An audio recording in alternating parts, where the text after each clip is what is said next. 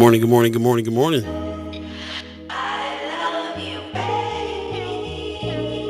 Check. Is this thing going?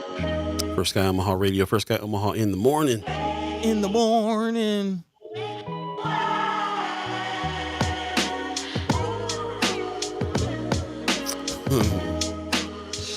Time got away from us a little bit. Man, if you believe in the concept, that is. Yeah, all systems go. Live at 85. Yes, sir. All right. Welcome. Good morning. Thanks for joining us on this fresh edition, First Guy Omaha in the morning. In the morning. I'm Paul B. He's Buddi3 Da Gawd. Hey. Yeah. Thanks for everybody joining us this morning. Appreciate it. Sorry about the lateness there. Looked up and it was already after 7. Snuck up on you. Yep. Most likely is going to happen at other times because I don't believe in the concept of time. Hey. I have to really pay attention to it. I have to really set alarms and do all kinds of stuff because, I'm in the business of letting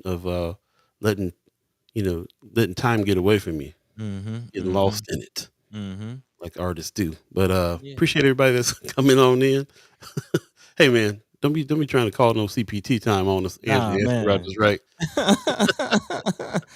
Yeah. No, we strive to it's all about agreements. We strive to uphold our agreements, and we agree to be somewhere at a certain time, and that's what we about. But as far as being all about and all tied to the concept of time, there's some other planes where the evolution of time don't really exist. That's right. I'm not about It's the man's infinite. clock. Man, it's just infinite. Sue Kessler Hagen comes in with a good morning. Appreciate you. Judy Printer says Monday morning crew is happy about it going down this morning. Also, Leah Keister in the house says happy marvelous Monday. Hey, marvelous indeed.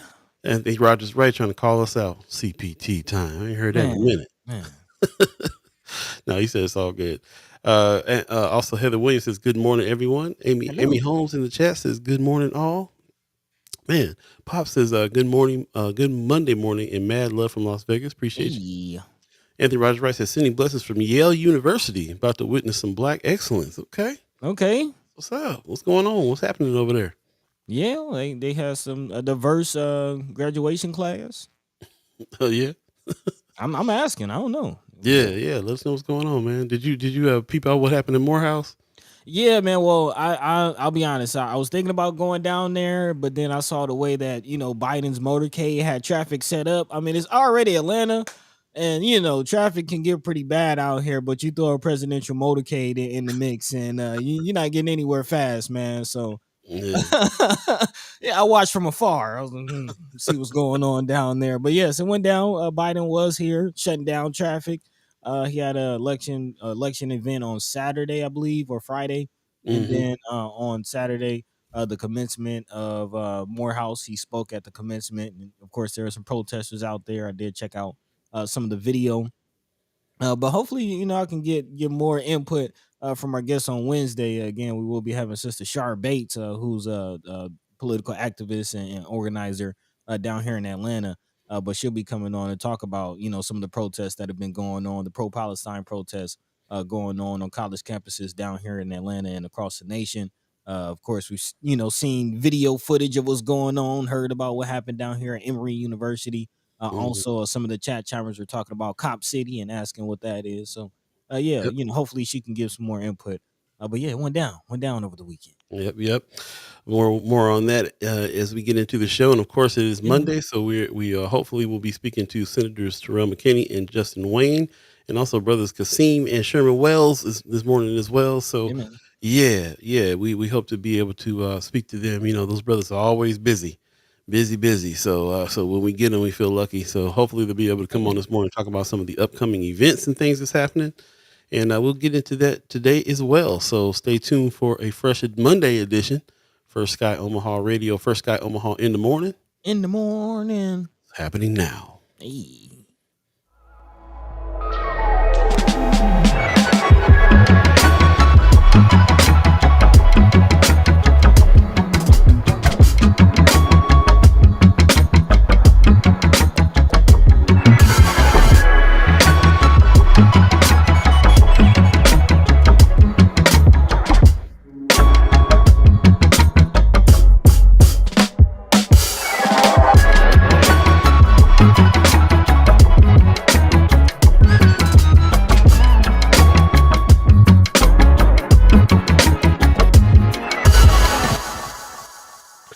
What up? What up? What up? Good morning. Good morning once again. First Sky Omaha Radio. First Sky Omaha in the morning. In the morning, It is a Monday. Definitely man. feeling like Monday.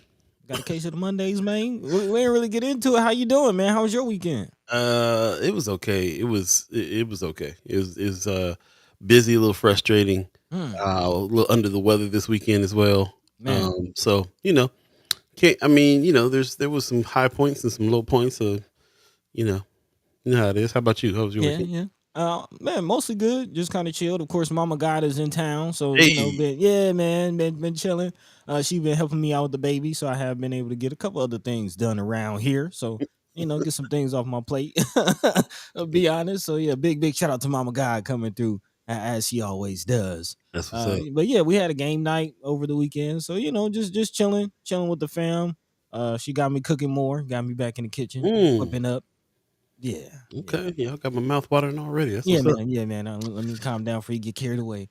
Um, but yeah, besides that, man, just chilling, getting some work done, and trying to stay on top of things, man. Of course, getting prepared to make it my way to Omaha. Gonna be Hey. there pretty soon, man. Before you know it, in a couple weeks. So definitely looking forward to living a live with all of you. So Mm-hmm. yeah, just trying to get my affairs in line. Yep, you see it. Save the date, y'all. June 7th. You Yeah, can man. see us in the flesh down at Benson First Fridays. We'll have the booth and everything set up, doing our Mhm. thing. Yeah, man. Yeah, man. Yeah, So be able to talk to you about the next wave, celebrating yeah, 7 seasons, out here, so that's what's up. looking back Yep, and looking forward. there you go. Anthony Rogers Wright is, talking about Yale. He said, "Yeah, they got diversity there." He said they got some great black folk getting their degrees today. Okay. That's what's up, man. Appreciate, hearing about that. Michelle Moreno gives us a good morning. Wanda Lewis gives us a good morning. I see YouTube and Facebook working. Appreciate that. Brother Harrison's coming in. Marlon says, "Good morning, First Guy family." Appreciate that. Malik Rogers in the chat says, "If we fall for that political pandering weekend, we have some real big issues to discuss in our community." Okay. Didn't sound to me too much like they fell for anything over there at Morehouse. Morehouse. Some of the Yeah. footage that I saw was there was a lot of protests and a lot of stuff going on, and a little bit I heard of Biden speaking was kind of cringeworthy to me a little bit, to be honest. Like I, Yeah. I don't like. I'm not really enjoying his speeches when he's Man, talking about black folks. I didn't really tune into his speech, but we do have an article we'll be talking about. I guess he's chiming up about Brown v. Board of Education. Excuse me, as they celebrate the anniversary of that. So yeah, we'll definitely jump into some of the things that Biden has said, but from what I've seen, yeah, it was definitely not only the protesters outside. So it was interesting with the whole Morehouse thing. The university did take a stance, and made it a point to have police there, maintaining and keeping the protesters off campus and just kind of Mm, outside of what was going on. mm, But from what I heard, the students were also protesting Biden. So kind of what Brother Anthony Rogers Wright has been saying, like this whole pro-Israel, sending funds to who they've been sending funds to for what they've been sending it for is seemingly really put a bad taste in people's mouth when it comes to Biden. yeah. So yeah, very very interesting to see how this is going, and yeah, we'll continue to look out. Yep, yep. Rose Reviews in the chat. Good morning. Says, "I'll give you my heart, my soul, my time, my love in a fountain." Okay. I ain't got the baby face voice this morning. I can't sing it to you, but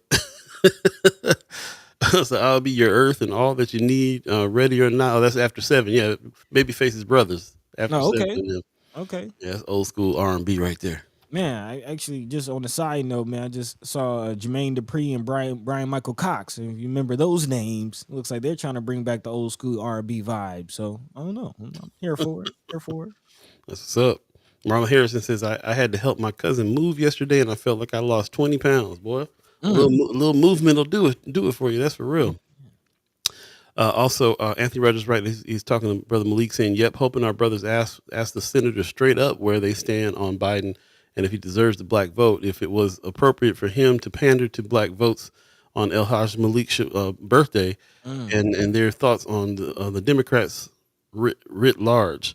The ledge is over. Legislation is over. Let's get deep with them and have deep discussion." Okay. You on here, bro? Well, I Yeah. said Ask we them. use the chat to speak to each other face to face. So let's go ahead and do that. Jess Parker gives us a good morning. Black Dynamite in the chat. Top of the morning, y'all. Appreciate you. Brother Anthony Rogers Wright says, "Well, the Morehouse administration did fall for it, and so did AI the Conk, Al the Conk Sharpton, Ah. and Eddie Claude Jr. Is he still wearing the conch? He still got the It's sad to see so many black folks getting in line for the Democrats. Yeah. Yeah, man. Yeah. I mean, there's a lot to talk about here with all that because there's some other stuff that we talked about even before the show this morning about this, what is it, Plan 2025 or Oh something? yeah, we gonna be getting it. Yeah. we on everybody, man. The Democrats, the Republicans. Yeah, man. Yeah, Von Chapman actually talking about the very clip we might try to play a little bit. Sister Jasmine Crockett is she's everywhere, not just the the bad built body. Somebody came over with where's the remix at on that? I know somebody got it out. Man, you see, Precious got the shirt already. Yeah, we definitely need to be talking about her and some of the things that she's been pulling up and been in the news about lately for sure. Anthony Rogers Wright says none of the students stood up when Biden was introduced. None. Yeah, there was people turning their back, sitting there with their back turned while he was speaking. Faculty and students. Tony Johnson says news media and black organizations and fraternities were smiling ear to ear from it. Even saw our own Terry Sanders smiling on the front row at speech. Really? I didn't know Terry got out there. That's what's up. Well, she know. Hey man, like we got our issues with what's going on and what Biden's been doing and so on, but I can't really blame nobody for, when you think about like what else is happening.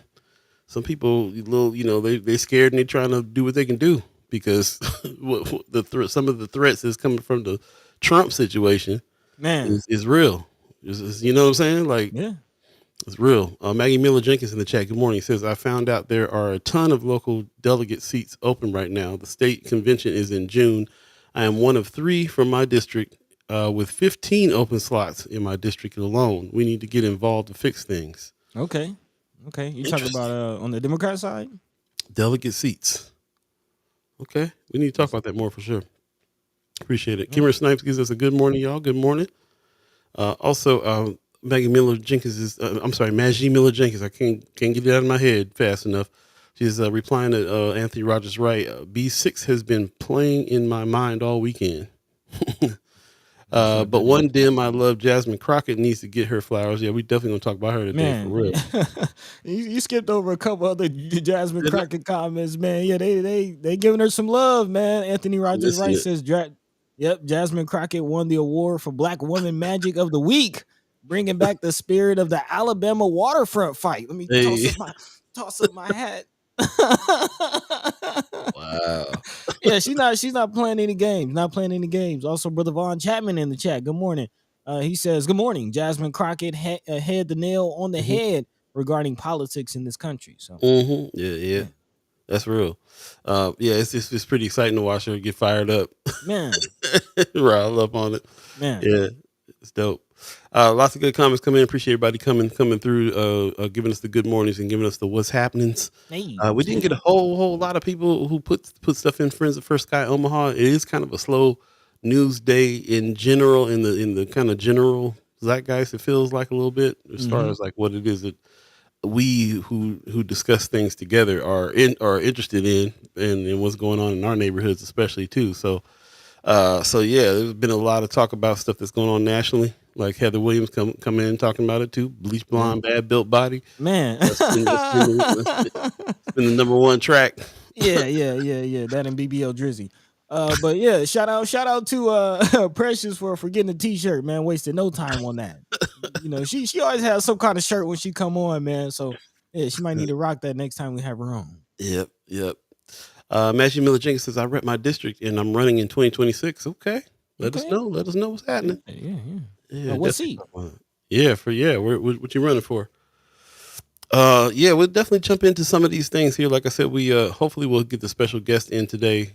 Senators Jerome McKinney, Senators Justin Wayne. Hopefully those brothers are not too busy this morning to come through. And also, same thing with Brother Qasim. The last couple weeks he's been on the road. He got a whole job too. So he's been a little busy, and Brother Sherman Wells had to be there for the family for a few things too. I'll let him talk about that. So hopefully he'll be able to come on and give us some updates on what's happening with him. And don't forget about checking out his YouTube page as well. There's a lot of people talking about stuff. Conversations with Cheryl Weston is one we keep up with. Mhm. Also, Sherman Wells's TikTok and YouTube's. He definitely stays active there. So Man, appreciate him on those things and other ones too, man. The Hood Table. Appreciate them on Friday nights doing what they do. 95.7 The Boss is still rocking and rolling. So, Boston so with there's a us. lot. Boston. Well, there's a lot of good, lot of information out there. We got to kind of take it all, and we are trying to be a little bit of the Reader's Digest of all the black media and stuff that's going on out here, so we can kind of discuss it all when we get together, and not just black news and media, but all the news and media that's happening especially in our hyper local situation here in Omaha and Nebraska in general. So we'll keep trying to do that. Lots of good stuff coming out of Flatwater Free Press right now, things to talk about. So, as a matter of fact, why don't we jump into letting them know what the discussion point's going to be on today? Yeah, man. Yeah, man. A lot of things going on. I actually kind of enjoy, everybody kind of recapping the highlight stories over the weekend. Again, what happened. Where is it? Oh man, yeah. What happened with So, with the sister over the weekend? The bleach blonde, bad built butch body. Yeah, yeah, yeah. Appreciate y'all on that. But I do want to dive into some other things. Another clip that I saw with the sister talking about. Actually, this looks like a cross examination. Sister Jasmine Crockett talking about Project 2025, which is something maybe some of you are familiar with, maybe some of you are not familiar with. But this is something that's happening on the national scale that we should be made aware of, especially in light of the primary that just happened and getting a better, picture of what's going to happen as far as the presidential election. Of course, we're talking about Biden, but what about Trump? Again, I'll just say one word that's coming out of this: dictator. Yeah, yeah, we'll definitely talk about that. Also, not just Trump, but the whole GOP. It seems like they're getting in line as well, which makes this whole Project 2025 thing a little even more concerning, I would say. But again, if you haven't caught the wind, the Nebraska GOP just had their state convention, and apparently they're not backing any incumbents, which is interesting. Apparently, all of the challengers are being backed by the state party, even again with some of the results coming out and some of the incumbents in the lead still not getting the endorsement from again the Nebraska GOP, and wondering what that is about. Yeah, maybe trying to clean house, install some new people. Yeah, we'll definitely be talking about that. Also, Biden. Speaking of Biden, again, some celebrations happening. Of course, we just celebrated the birthday of brother El Haj Malik El Shabazz, aka Malcolm X. Also, apparently, the Board v Brown or Brown v Board, excuse me, 70th anniversary just passed, and definitely a lot of education things to talk about. Of course, we've been paying close attention and having a lot of conversation about the private scholarship tax credit repeal. Again, that was supposed to be on the ballot in November for the people to kind of voice what they want and again have a vote on it in a referendum. But it looks like that will not be the case anymore. Again, that has been removed from the ballot officially. mm, Now that again the new bill has been passed, and I do want to talk a little bit about that. Again, the people being able to vote and have direct say on what laws and what happens in our country is kind of the ultimate ideal. So when that is taken away, might need a little discussion about it. mm, So definitely going to talk about some education things. Also, in light of the recent DOJ investigation into the state, again, the Department of Justice just finished its probe into Nebraska's treatment of mental health and what services are out there. And now Omaha Royal Herald is reporting that Nebraska's special education mental health needs are increasing, and actually schools are struggling. Of course, we've seen in North Omaha some of the mental health programs and some of the special needs programs closing down. So again, talking about that element of schools, mental health, and exactly what's going on in Nebraska. So again, a few of the things we'll be talking about, of course, as Paul mentioned, hopefully we'll be able to speak to the senators, to the brothers Captain Q, Big Sherm for a little bit. Again, we're here on this Monday, First Guy Omaha in the morning in full effect. Of course, if there's anything we're not talking about, let your mind be free, let your voice be heard. In the meantime, between time, Paul B, yo yo. what's the word, man? Man, appreciate everybody that's jumping to the chat right now. Looks like Yeah. Maggie Miller Jenkins is talking about some positions. Anthony Rogers Wright is talking about he's be willing to get down So hopefully there's some stuff going down where people can get together and make a difference around here too. Mm-hmm. Which you two in specifically already really are working in that realm. So appreciate you guys doing that and continuing on and having a little meeting of the minds here this morning on these things. So appreciate that very much. Also thinking about the dinner last night. Kimra Snipes went. She says beautiful dinner last night at UNO celebrating Malcolm X. We Beautiful. did see a little bit of footage of that. If you go to the website there, then I think that you can be able to watch a little bit of what happened there. I saw a little bit of clips today, so I didn't get to watch it all the way through, but I believe that you can watch the ceremony. But yeah, I appreciate that. I was going to put that out there. If anybody went, let us know how it went down. Shout out to Malcolm X Memorial Foundation for putting these things on. The Sunday dinner happened last night because it was Malcolm's birthday. So 99. there you go, 99th. And remember, every time I think of that, I think of his saying, "We're not outnumbered. We're out organized." Man. Which is what it is that we need to keep in mind at all times. So, One of many sayings. one of many. I tell you, learned a whole lot working over there, doing that during the Mind and Soul days about his legacy. So, yeah, man, love it. Especially in this election season. You think of the Ballad of the Bullet. That was actually one of our season themes. You know what I mean? Like, yeah. Judy Printer in the chat says, I was at the dinner last night. It was wonderful. Right on. Appreciate you going. Beautiful. Yeah, I'm glad to hear that. Also, Maggie Miller Jenkins says there's a new petition out for people to sign. I just signed it yesterday. What was the petition for? Let me know. Also, jumping into some of the things we're going to talk about today. She says a little earlier, Project 2025 is scary and already being implemented at a state level. Biden can't or won't change that. Vote carefully statewide. Whew. Man, yeah, I think maybe about that. we should definitely jump into that because that's you kind of opened my eyes about it this morning. I had heard about something in the past about it, but didn't really dig in to find out like what it all meant. Man, and what does it everything. all mean? Yeah, so might be something worth bringing up now. Kind of to me, it kind of lays the foundation of a whole lot of things that we'll be talking about all the rest of the show. Even jumping into the mental health facilities and all the things that are coming here. If they're trying to shut programs down, then what does this mean? Well, I'll say this. While everybody's kind of mentioning Malcolm X again, big shout out to everybody that won. I do want to remind the people really quickly, and maybe we can get into this more a little later on Wednesday, May 22nd. There will also be an event. The Nebraska Hall of Fame is scheduled to formally induct him into the Hall of Fame as the 27th member. That will be at 1 p.m. on Wednesday at the State Capitol Rotunda. So yeah, just kind of throwing that out there, and also mentioning again a lot of what made Brother Malcolm so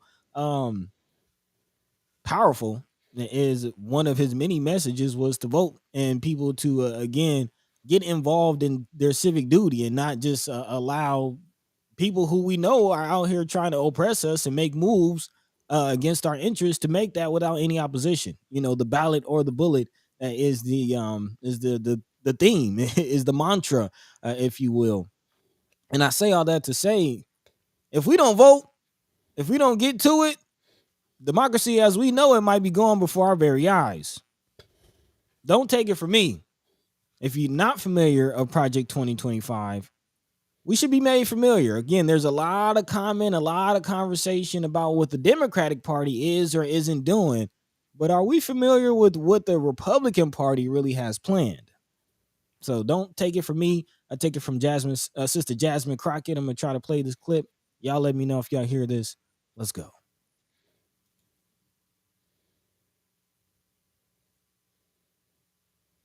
America First Legal. Let's see, you're the executive director for the America First Legal, correct? That's correct. All right. And America First Legal is a member of Project 2025, which is dedicated to creating the playbook for the next conservative administration, the project pillars, correct? We are proud contributors to Project 2025. Okay. And are you familiar with Project 2025 for leadership? In fact, I am. Okay. And in fact, you wrote some of the sections of this mandate related to the DOJ, correct? Sure did. And the mandate outlines policy priorities for the next conservative president. Is that correct? It does. You've done a great job. I just want to let you know. All right, so let's walk through some of the provisions of the mandate. It calls for eliminating the Department of Education, eliminating the Department of Commerce, deploying the military for the use of domestic law enforcement against protesters under the insurrection. Has the repealing of Schedule F status for thousands of federal employees to allow a president to replace career civil servants with unqualified partisan loyalists. That's probably my favorite of it. It also prohibits the FBI from combating the spread of misinformation and disinformation, like Russia and China, who are actively trying to interfere with American elections. I don't know why or how anybody can support Project 2025. And I know that there was allegedly a joke about dictators and whether or not that's funny, but in the United States of America, dictatorships are never funny, and Project 2025 is giving the playbook for authoritarianism as well as the next dictator to come in. And I know that you are doing your jobs here by making sure that hopefully some juror turns on and finds some viral moment of you spewing more of the nonsense as it relates to the president, but as... So there you go. I don't even know. Do I need to run? Sure, absolutely. Let's run down what we heard.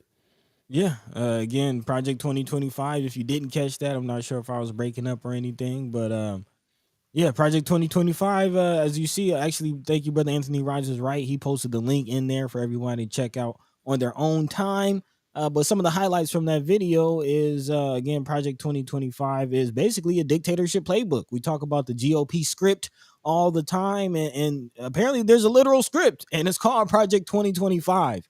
Again, this whole script talks about the removal of the Board of Education, talking about using military to deploy as domestic enforcement of protesters, not just national security, but the military, the full military. Also talks about FBI not being able to combat misinformation and disinformation, and in regards to some of the things we've been hearing. Of course, Fox got completely sued for pushing their misinformation campaign about the whole election being stolen. And again, all of these things are elements of Project 2025. And one of the big elements that I want to point to that we're seeing play out in Nebraska in front of our very eyes is the implementation and the placement of cronies, basically, as she put it, unqualified loyalists, unqualified populist loyalists. And again, we always talk about the Republican. Well, really, we always talk about Democrats here on this show. But again, we should be made aware of what Republicans are doing as well, because again, and it's interesting. The whole playbook is actually called like something for leadership. This is their whole agenda for leadership, and this is what they want to put behind Trump. And so when I read this article from the Omaha World Herald, I'm kind of concerned. Again, headline reads, during state convention, Nebraska GOP again declines to endorse congressional incumbents. So why aren't any of the people that's already in office and under Nebraska GOP being supported? And who spoke at the Nebraska GOP convention? According to this article, is very interesting. It states this was actually the first state party convention since the tumultuous gathering of 2022, which saw, of course, some leadership changes. Again, the party chair was voted out and replaced by Underwood, current chair Eric Underwood, after abrupt rule changes. Since then, the GOP has kind of seen a shift to full pro-Trump. Like, again, the populist viewpoints, the loyalists are lining up. And who did they have to speak at this convention? None other than Trump loyalist Michael Flynn, who pled guilty to lying to federal investigators regarding Russian influence in the 2016 election, and Trump later pardoned him. Trump's boy came to speak. And what did he speak about? Largely warning attendees of the dangerous direction of the U.S. And saying that the national culture is under assault. He says this country does not know what suffering means, and I don't want us to get to that point.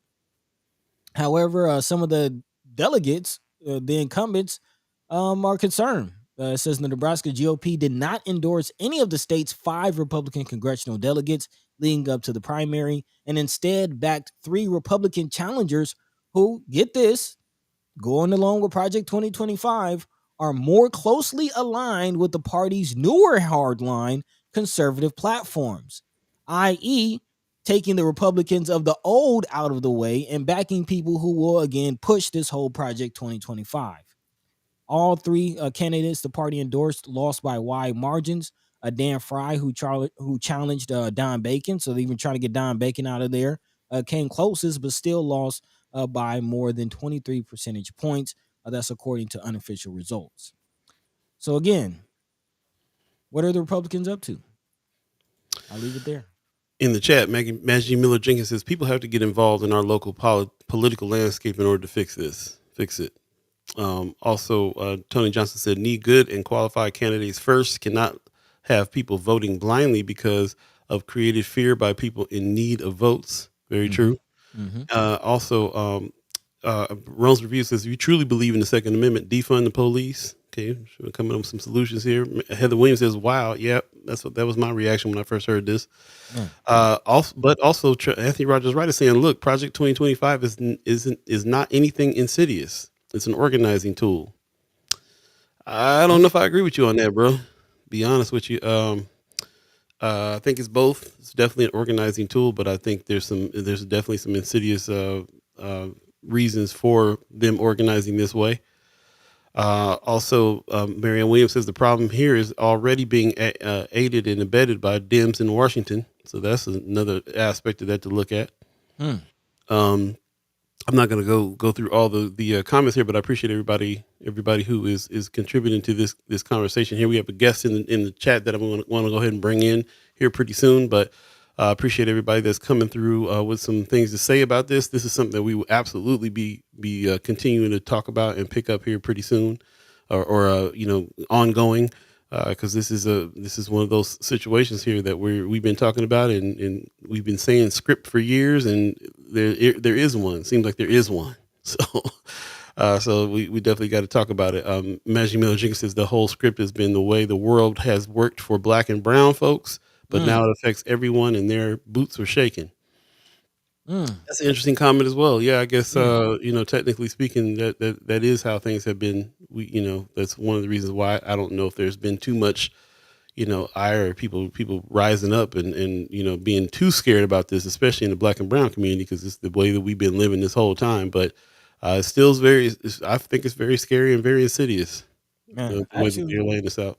it's a little past, what you're saying as far as people not really being too would you just say not being too worried about it as far as the Too worked up conversation? about it. Yeah. Too worked up about it. I think it's past that because it seems like people are for it. Not necessarily it's not only that they're not worked up about it. Pops in the chat, saying something that I've been seeing. He says, I have heard many Trump followers say that if Trump chooses to be a dictator, they are happy to follow him and allow America to become a dictatorship. These are active conversations.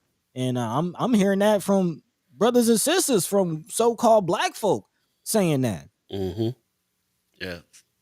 Interesting. We're gonna go ahead and bring in our special guests because when it comes to a lot of these things, my mind goes to we better prepare and take care of ourselves and do what we got to do, which is the whole idea of Pan-Africanism. So so we happen to have somebody that we can bring on to talk about that a little bit. Ladies and gentlemen, brother Qasim is in the house.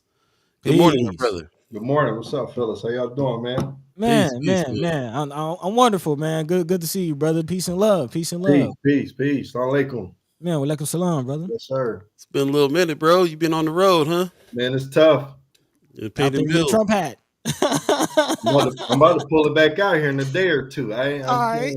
I don't know if I'm pulling on Thursday or Friday. It'd be one of those Thursday or Friday. I ain't had to go nowhere in deep Nebraska yet, but I'm definitely gonna stop at the truck stop and grab me one when I do. Man, you gotta do it. Man, how's the fam? How's the babies? How's everything? Everything is amazing, man. Just day at a time. Busy football season just started back. I tried to get out of coaching, but today is actually I'm stuck coaching again this season. So it's hard to find good brothers, man, good committed men. Yeah. So got to do what I got to do. So we actually have our first practice tonight. The last 2 camps, usually we would run those camps. We would run the 2 camps, and then we have registration all the way up to the first game. Man, we had to shut down registration after this last camp. We got so many children.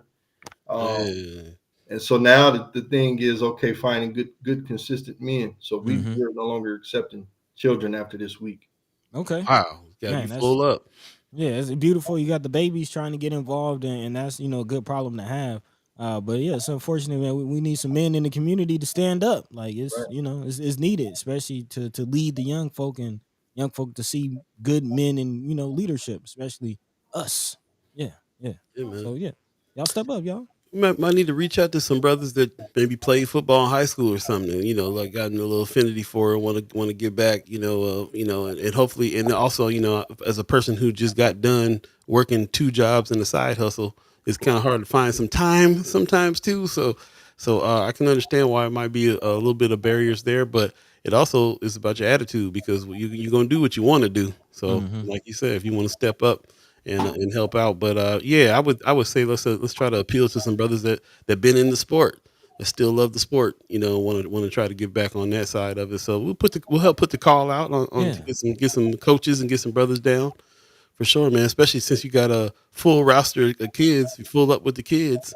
Man, it looks like brother Anthony Rogers Wright was down there on the field with him. He says it was so rewarding to work with those young brothers. Looking forward to doing it again when I get back in town. Hey, He's definitely pulled up, man. That's my brother. Yeah. I'll have to definitely pull up while I'm there, man. Bring my little man out. I don't know if it, apparently might have missed registration, but we'll still love him to, see it. And, Man, bring them out. Bring them out, man. For sure. So on top of that, man, of course, Paul just kind of teed it up with Pan-Africanism. Of course, you got a lot of things going on, not just football season, but we're getting very, very close. If I'm not mistaken, I'm peeking my calendar, a couple weeks away from this Pan-African conference, man. How's things looking up? How things shaping up? How you feeling? Man, I'm feeling good. Spoke to Dr. Umar yesterday. We putting some things in place. So it's actually, we went from the Pan-African conference to the Juneteenth kickoff. Oh, okay. So we did change the title. So yeah. I mean, we ready, man. We getting ready to roll. Pan-African Juneteenth kickoff. I like that. I like that. Okay. We'll actually do a Pan-African conference in August with the significance of Black August being that it's not celebrated here in the state too heavy. That's the game plan. So beautiful. Do you still have brother Nuri Muhammad coming out? We're working on Nori. We was going to do Nori on the 2nd, but we're looking at doing Nori for August. We want to space it out a little bit. Okay. Well, thanks for that update because we definitely been pushing it, and I'm also excited, not only see Dr. Umar come, but brother Nuri Muhammad. I know he's a very intelligent, very just well spoken brother on top of it. So excited for that to happen. So yeah, when you get those details, let us know. But yeah, Pan-Africanism. Let's talk about that a little more, especially in light of some of the things we were just talking about. Project 2025. All of these parties, the Democratic Party, the Republican Party, they all have their agendas and their scripts and their plans. But that's not our party. That's not for us. We just kind of go along to get along. But Pan-Africanism is an important thing in that conversation, just to have the mentality of Pan-Africanism. Can you kind of speak to what that is, what the significance of that in light of some of those things? Well, Pan-Africanism, I have to explain it as being it's an entity which refers to all of the African diasporas coming up underneath one umbrella, which is the red, black, and green, and pushing particularly a Black agenda. Whereas our focus is to focus on ourselves, like everyone else have done, inherently and strategically. It only becomes an issue when we talk about doing it. And I know, even the political scene and stuff that's going on now with the politicians, that's cool and all, but even our politicians are put in a place in which where they're vulnerable and they don't have the backing of the community because the community has not sustained itself on cultural growth. So our guys are, our politicians are, they're put in a peculiar spot. As far as getting behind them and making things really happen. Mm-hmm. So I think that for us, it'll always be self first and self reliance, and that's really what it come down to. And what those processes look like is that we won't accept money from particular entities. We won't, we'll spend more time processing things and going about it our own route, even if it means obstacle and hurdle, so that we're able to control the narrative. So when we talk about Pan-Africanism, it's the pride and the unity and the self-sufficiency that drives the needle. I'm going to go ahead and bring in our other special guest, Brother Sherman Wells. Big Sherman in the house. Good morning. Good morning. Yo, what's up with y'all this morning? Peace, brother. How you doing, good brother? Man, I'm doing. We rolling, whole bunch of stuff. Shout out to Brother Qasim, man. He called me this weekend and said that he had so many boys on that field that they done turned off the registration. I'm proud of you, bro. Yeah, man. Thank you. So, yeah. Like I said, it's a good problem. It's a good problem. Yes, it is. We got to put out. We got to really get that call out, man. To get some brothers over there to really help coach them kids. So that's the next mission. Sherman does all of our jerseys. He's doing all of our jerseys for us and all that. See, that's how we operate, man. We keep everything in house. Man, you know what I mean? We don't just talk about it, man. We are. So I mean, it's a beautiful flow. Yeah, man. So yeah, appreciate you, brother. Much love. Yes. Oh, yeah. Beautiful. Brother Wells, we were just talking about Pan-Africanism, and I know that you about it as well. You rock those colors, red, black, and green on a lot of your stuff too. Mm-hmm. And you part of BAA, part of this whole thing, Untamed. It's all in the protection of the red, black, and the green. Yes. And so while we talking about it, I want to hear from you too about your idea. We trying to remind ourselves about what Pan-Africanism is, but I also want to put the question out there. What does it look like if we can reach the goals we're trying to reach with Pan-Africanism, especially in Omaha? What does it look like? What does it feel like to you? You're talking about some real black unity, which would be easy to accomplish in this place because we haven't been broken apart yet. So we still have a section that we can control. We still have people in place that can help us as far as legislation with Brother McKinney, because he gonna win. Man, you talking about controlling our area and having our own dollar circulate. I mean, for me, you talk about Pan-Africanism. If we could get like the brothers and sisters to step up in the community to be the missing mothers and the missing fathers that the children need, the mentors. You talk about helping kids with children with their grades. Yeah, man. I think, and then with our big population of Sudanese, we could bring all that together, control the vote, control anything that goes on in our section. We still have a section. So I think if we could get everybody on board, but it's like reteaching against the programming that's continuing. And I don't know. I try to give people the benefit of the doubt and think maybe it's hard to overcome because it's a system. But I mean, if some of us can do it, I think all of us can do it. But it's about accepting that we have a way that we can control our own section. You got to just snap out or stop enjoying the systematic black person image that they've created for us. Stop enjoying it. Gotta stop enjoying it, man. Enjoying it. That's interesting. Yeah, people enjoy it. They enjoy the fights. They enjoy the way we talk and treat each other and act. I mean, you talk about Pan-Africanism. We supposed to love our brothers, man. And we're supposed to do everything we can to work together to help each other grow. But instead here, it's like you can grow so far, and then if you get too far, they want to chop you back down, you know? But it's okay when you're at the bottom. Everybody at the bottom, man, we coming up together. But if one person start moving an inch past the, you know, you come up with reasons to be mad at you for nothing and stuff. So, yeah, man. Man, go ahead. Man, he's speaking the gospel. You just wanted to put this word on the floor: nationality. Again, Untamed I'm not mistaken, the U in the N stands for Unified Nation, Unified right? nation. Yes, sir. Unified Nation, right? Yes, Right. sir. One definition, if you're not familiar of nationality or what it means to be a part of a nation, um, part of that is quality of character. It's actually the quality and character from, deriving from belonging to a nation. And, a lot of the things that we see in our community is not very reflective of our true quality and character of who we are as a people. And I definitely, agree with what Sherman is saying. Like, we gotta come together. We gotta come together and have a national mindset, national principles, and stand on Yes. that.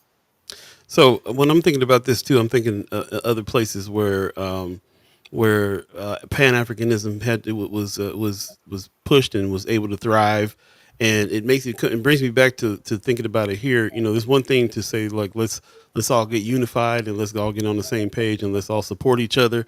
It's easy to do, easy to see how to do when you're talking about financially as well too. Like you said, Mhm. brothers getting together and keeping the dollar in the circle and the whole nine. And also even to the point of like gathering everybody around the immigrant population, the black community, and when we talk about the black community, we went from talking about north side to like the black community is kind of spread out all over Omaha as well, in different places. But you're right, we do still have a section. We still have a concentration in a place, geographic place that we can also concentrate on.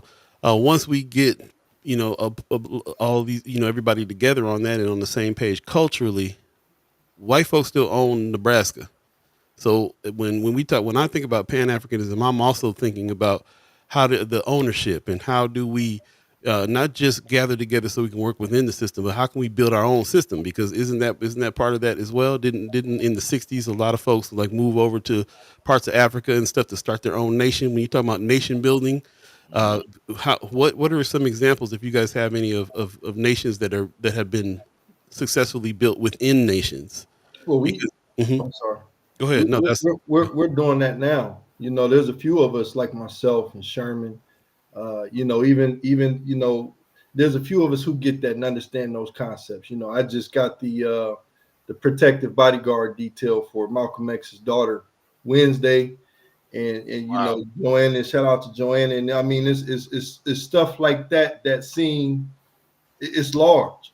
Mhm. I mean, it's larger on a bigger scale. That we keep those circulations amongst each other. So that's why I say all the time, man. I don't have, and I think Sherman would agree. We don't have the community unity issues because we already dwell within the community of our own. We can call on each other for anything at any time. Mhm. There you We're go. already practicing what that looks like, and the community is actually more involved. Man, the community sold out that league. Man, I ain't had no news article. Right. First guy, what I Mhm. mean? We Mhm. don't give ourselves enough credit and capitalize on our accomplishments, and that's the main thing. Is like, shoot, man. I mean, we have numbers and we have success, and we've already begun to practice. We're practicing what we preach. Mhm. Yeah. Yeah. I mean, I don't everything. Um, They say the faith of a mustard seed. can Yeah. I kind of speak to that really Yes, quickly? sir. Because again, we're talking about Pan Africanism, and it'd be kind of we would be remiss to not mention the name of the honorable brother Marcus Mosiah Garvey, who Mhm. brought us the red, black, and green flag. And you Paul, you talk about people creating nations and doing that thing. That's what Marcus Garvey did. If I'm not mistaken, he created the African country of Liberia,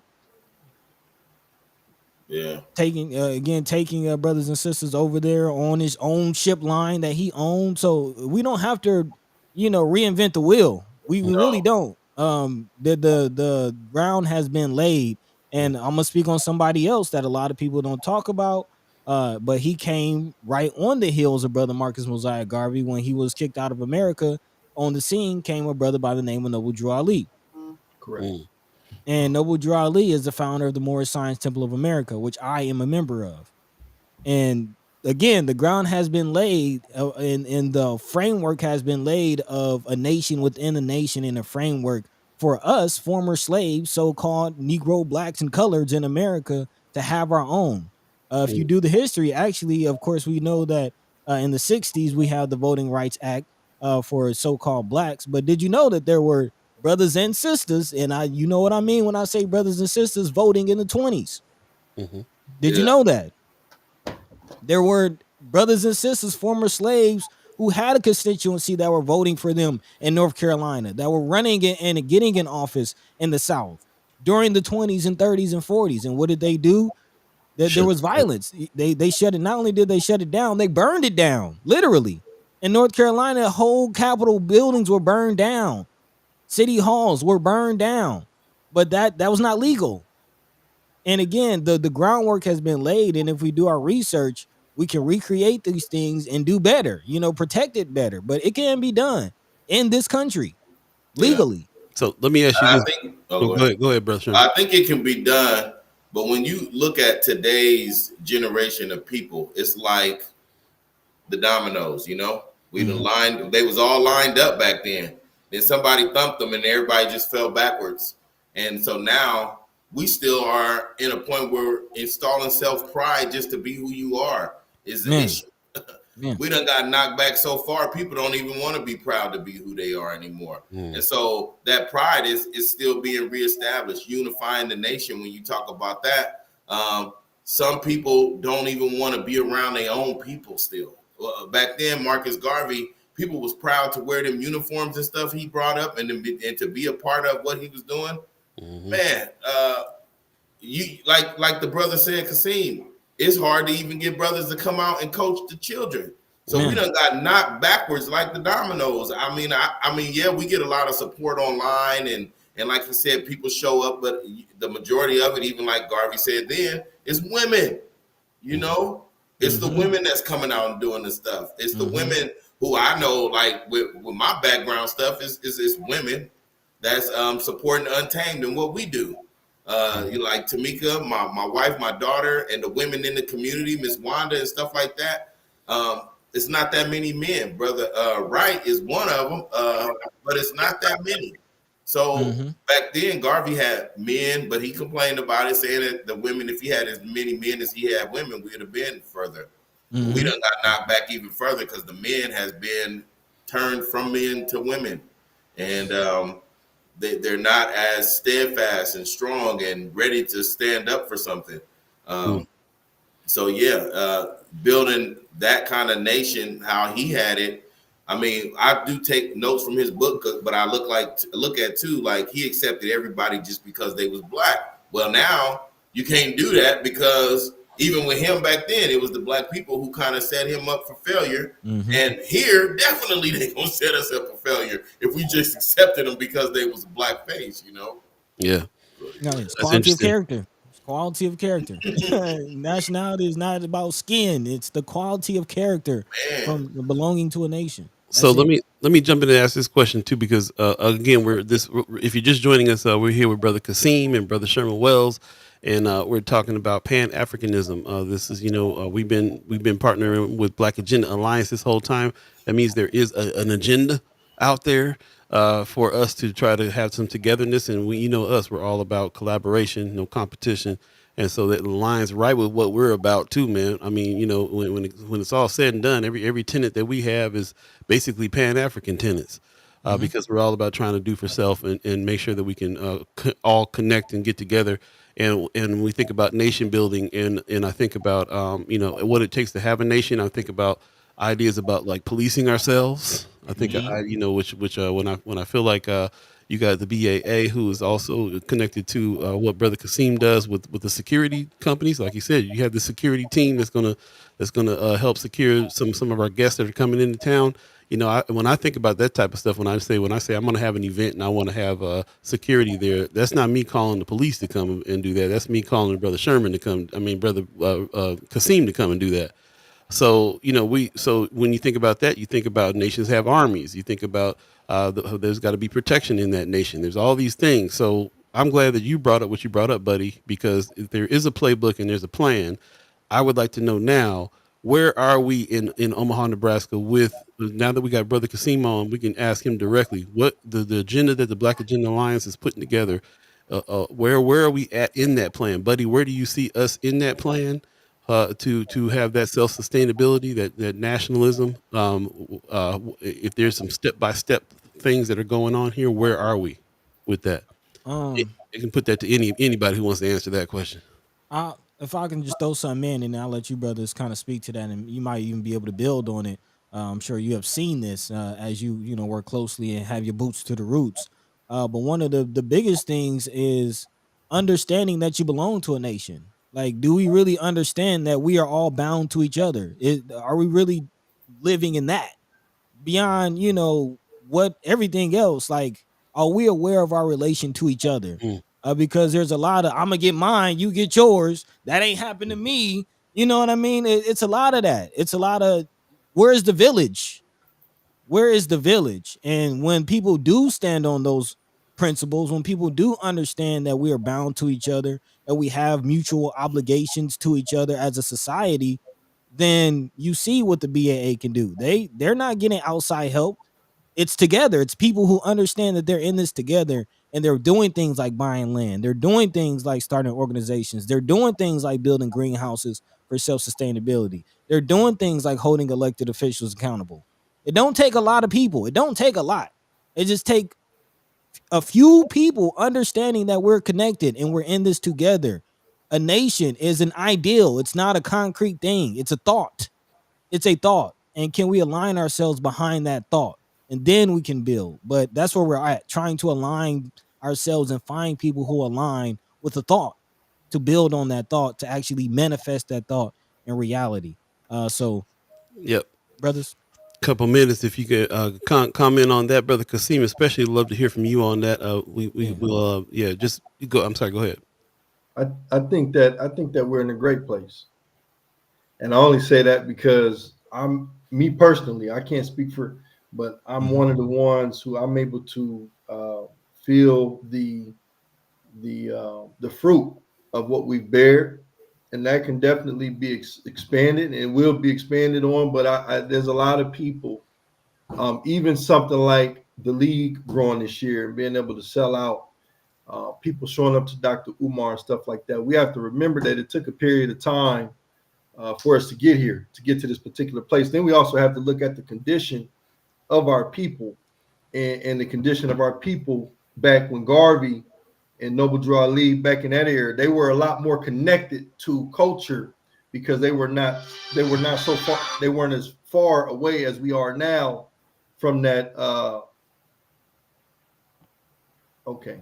Can you guys hear me? I'm not breaking Yeah, up. no, you're good. You're good. You're still going. They were a lot more in tune because they were closer in time to that separation. Where we're at now, man, we're as a people in general, we're in a peculiar position. But as far as the Pan-Africanism and the approach and the fruit, man, I think we're pretty close to breaking this thing open, especially here in Omaha. I feel it. I mean, you're gonna come down even with the field, man. The way we plan on promoting and pushing things this year, man. It's like it's time. But this stuff took a grueling process. Yeah. Man, you know how many days of the week I want to give up? Man. How many days of the week, man? I'm like, man, I got to throw the towel in. I got guys who came into the organization, who came into the league, that had to step away this season because of personal problems. I don't get to do that.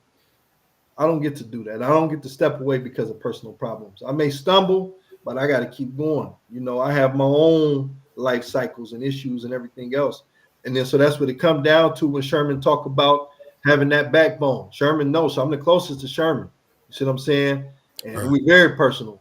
We all go through things. And so then it's an obligation. And black men, and what we want to teach black men is that it's obligatory. You know, that we keep on pushing, we keep on moving. You know, this thing don't stop. Got duties. I appreciate it, man. We got another guest waiting in the wings, so I want to wrap up with you guys real quick. I appreciate that. This is something that we're going to continue to talk about. But before we get out of here, Brother Wells, I definitely wanted to catch up with you on some updates on some things that you've been boots to the roots on. First of all, we had the funeral. The funeral just happened for Brother Blake, and so you've been busy with that and active with the family. Also things going on with OHA that you've been active with as well, and whatever else has been going on with you, man. Fill us in on some of the things that's happening right now. Yeah, the funeral was beautiful. Mr. Blake, we did broadcast it live. The family kind of surprised me. They put my name on the back of the obituary, and then they gave me some ashes. Oh wow! Yeah, I was definitely surprised, but happy about it. You know, and so we didn't have funerals. Then Tall Twin got married yesterday. Yeah. That's what's up. You know, my wife's brother, he in the hospital, not doing too well. Oh no! So then you got like the ups, the downs, you know. And so in life, we just have to keep going through. They did drop Brother Hassani's thing where they was trying to kick him out. They done backed off. They gave up. It's over. Oh, yeah. You know, and then another board member from OHA dropped out of there. She put in her resignation effective today. So wow. Yeah, whole board member. So I mean, there's a lot of things happening, and I got some paperwork they'll be getting served today. So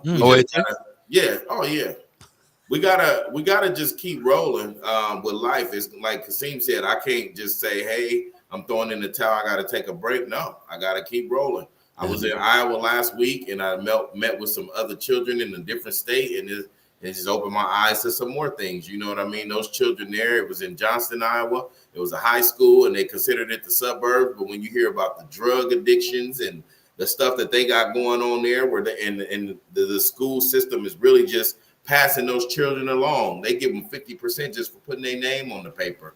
You know what I mean? Because they don't want nobody to see them as a failing school, so they get money.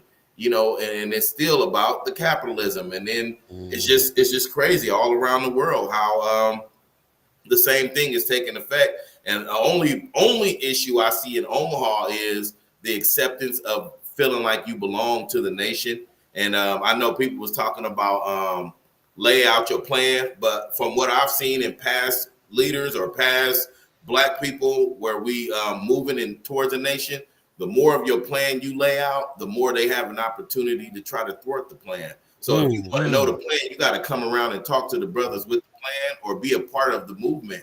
Instead of you can't just be online or talking to us every now and then. Come out, get on, like y'all said, boots to the roots. Come out and be a part of it. Then you'll know what's going on, because we can't just tell the world what we plan on doing, because then your plan is always somebody can, you know, throw the wrench in it, like they did Tupac and anybody else who said, this is what I'm about to do.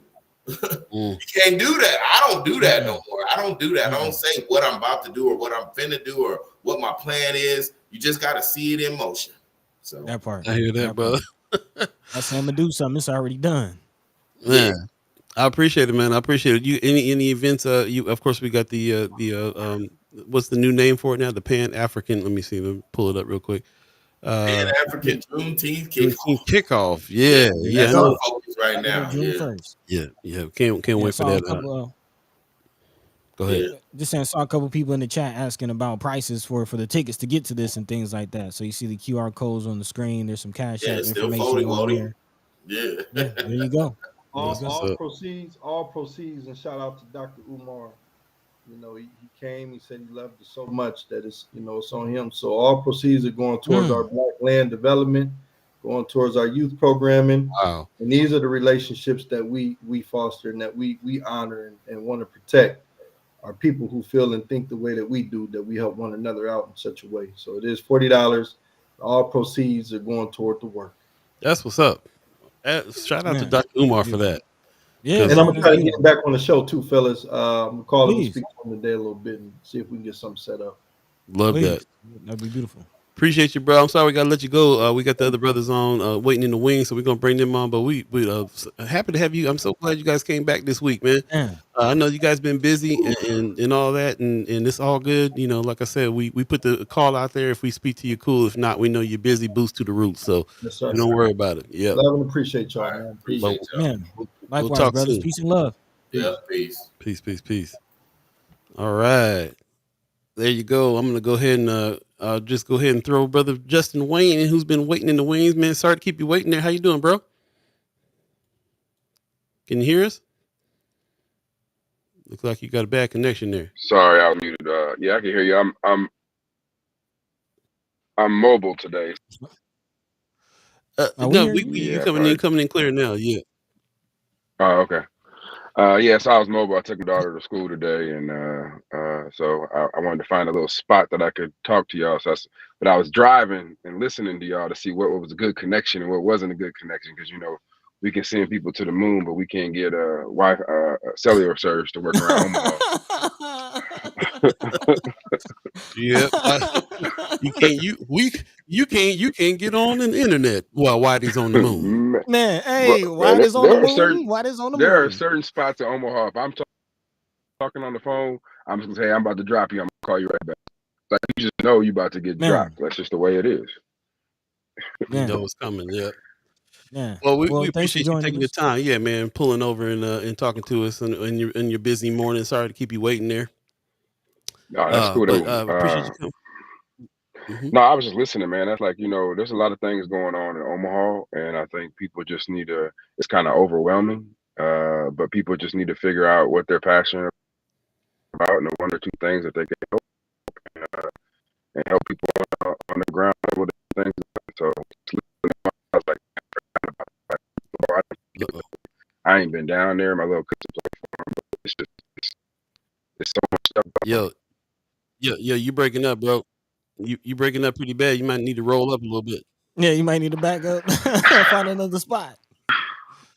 Yeah, I'll yeah. join back in about 4 minutes. But I think what I'm hearing you. Okay. All right, sounds good. He gonna get to somewhere where we Man, near him.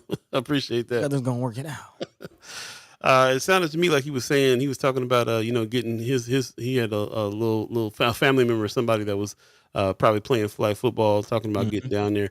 I wanted to jump into the chat while we're waiting on him to come back, because I saw some really good suggestions. Like we got to get behind this idea of putting the call out to have some brothers come and do this. And Von Chapman in the chat said, man, it's too far back for me to find, but he was saying we got a Heisman Trophy winner, and saying we got all Oh, these connections to the football. I found the comment. Okay. Yeah, Brother Von Chapman says Omaha has a Black Heisman Trophy winner, plus other ex-former UNL football players.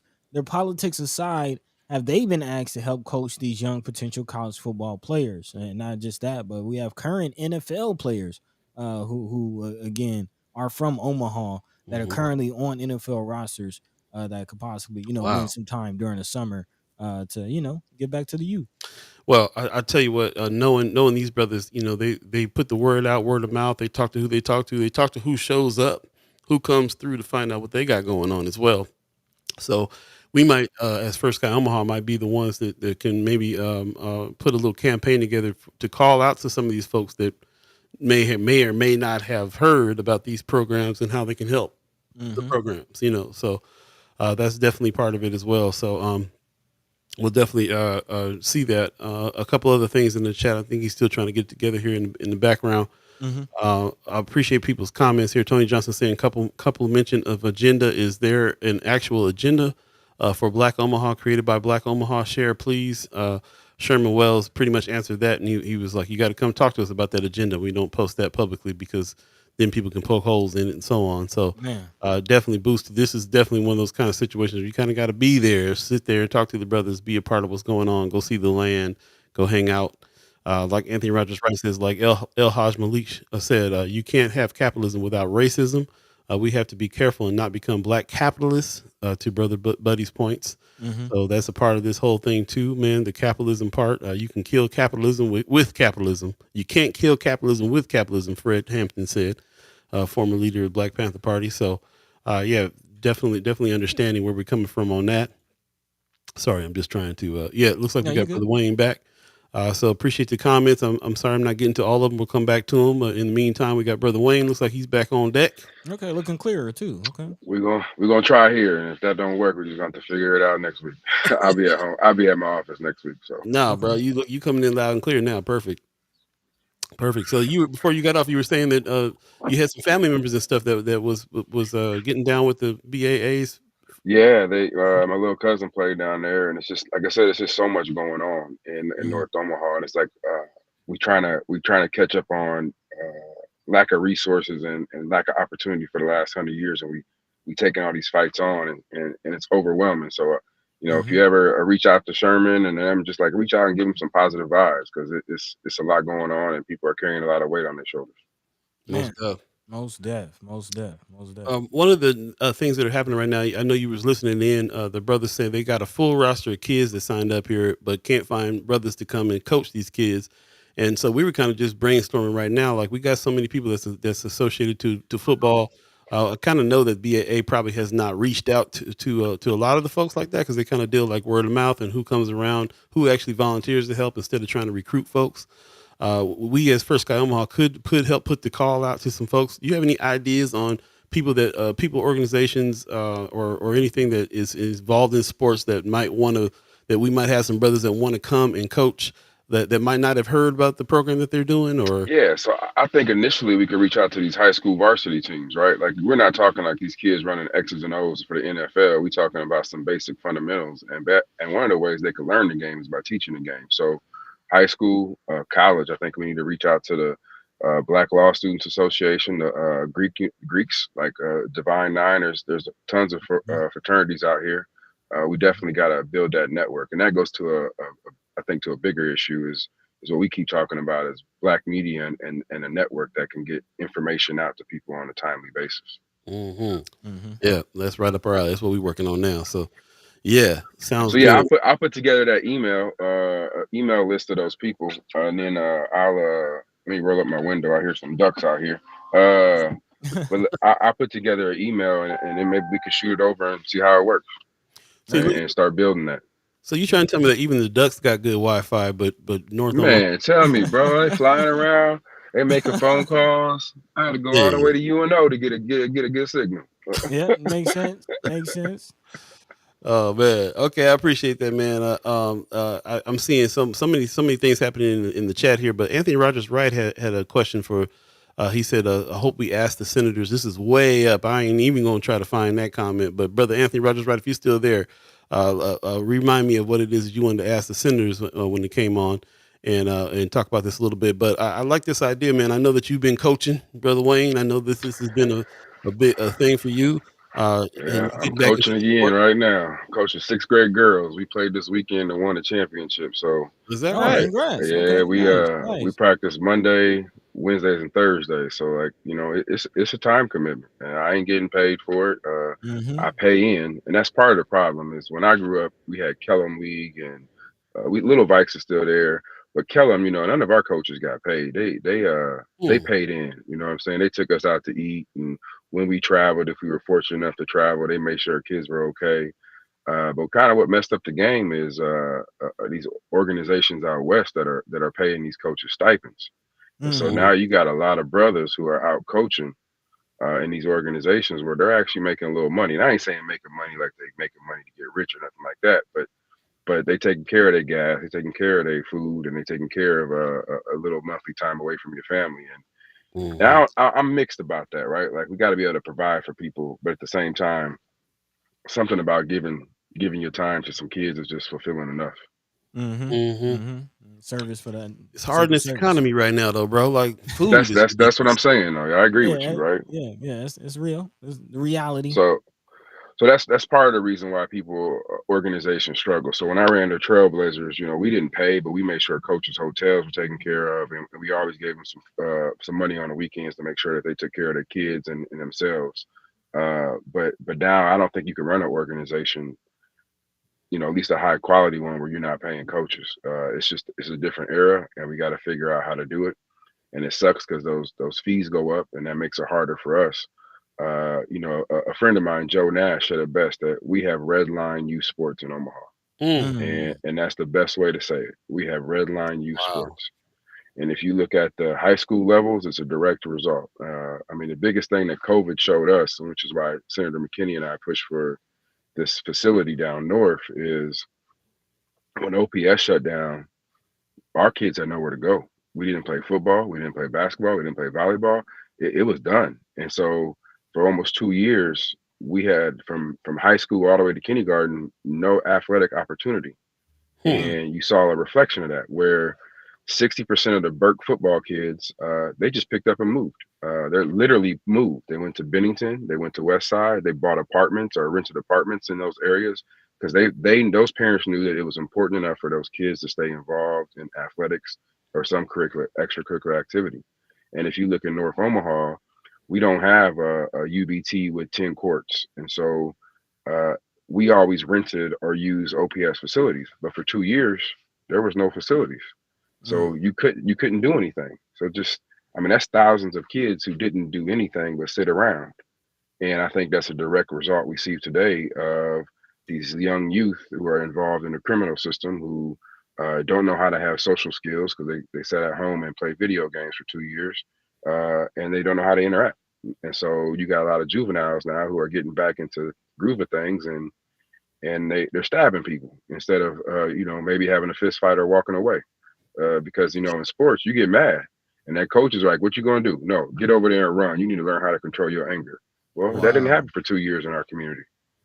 Wow. Yeah, so that actually wraps right into a question that conversation we've been having here on the show, and the question that a few chat chimers are asking, talking about mental health and how the Man. state is assisting with mental health or not assisting with mental health. And G. Miller Jenkins is in the chat asking directly, are you brainstorming with Conrad, Kavanaugh, and Duncan about the DOJ findings? And in general, what are your opinions and thoughts about what the Department of Justice is saying?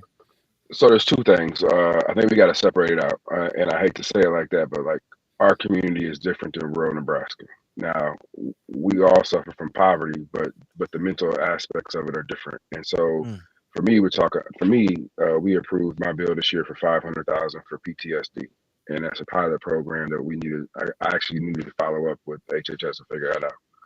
What the DOJ is looking at is the violation of civil rights of people who have severe mental health issues, where we are just deciding we're going to lock them up, throw them away, put them in these facilities. Um, and what I'm trying to figure out, and so the answer is yes, I'm working with them, but what I'm trying to figure out is the preventive steps for the PTSD and those kind of things that involve North Omaha. There's a broader conversation about how we handle those who are severely mentally suffering, uh, in the context of not just throwing them into the criminal justice system. And so those are the two broad things that I'm focused on. One, and that's just the reality. As a part-time legislature, you can't focus on everything. mm-hmm. So yeah, I am working with them, but at the end of the day, I think it goes deeper than that. I think this is just the beginning and tip of the iceberg, and so I'm kind of just waiting to see what else happens on that. What are you hearing from your fellow senators? Is this something that, now that these findings are out, is this something that people are treating with a sense of urgency? Is this something that people are reluctant to touch? What are your thoughts? Both. They want a sense of urgency, but how do you solve it, right? Like it's like the elephant. It's like I don't know where to start eating the elephant. It's so big and so massive. I don't know where to begin. So it's like we got to do something, and then everybody's like, all right, what are we gonna do? They're like, okay, I don't know yet. We got to figure out what's all the still problems, and that's kind of the problem right now. It's so vast and so big.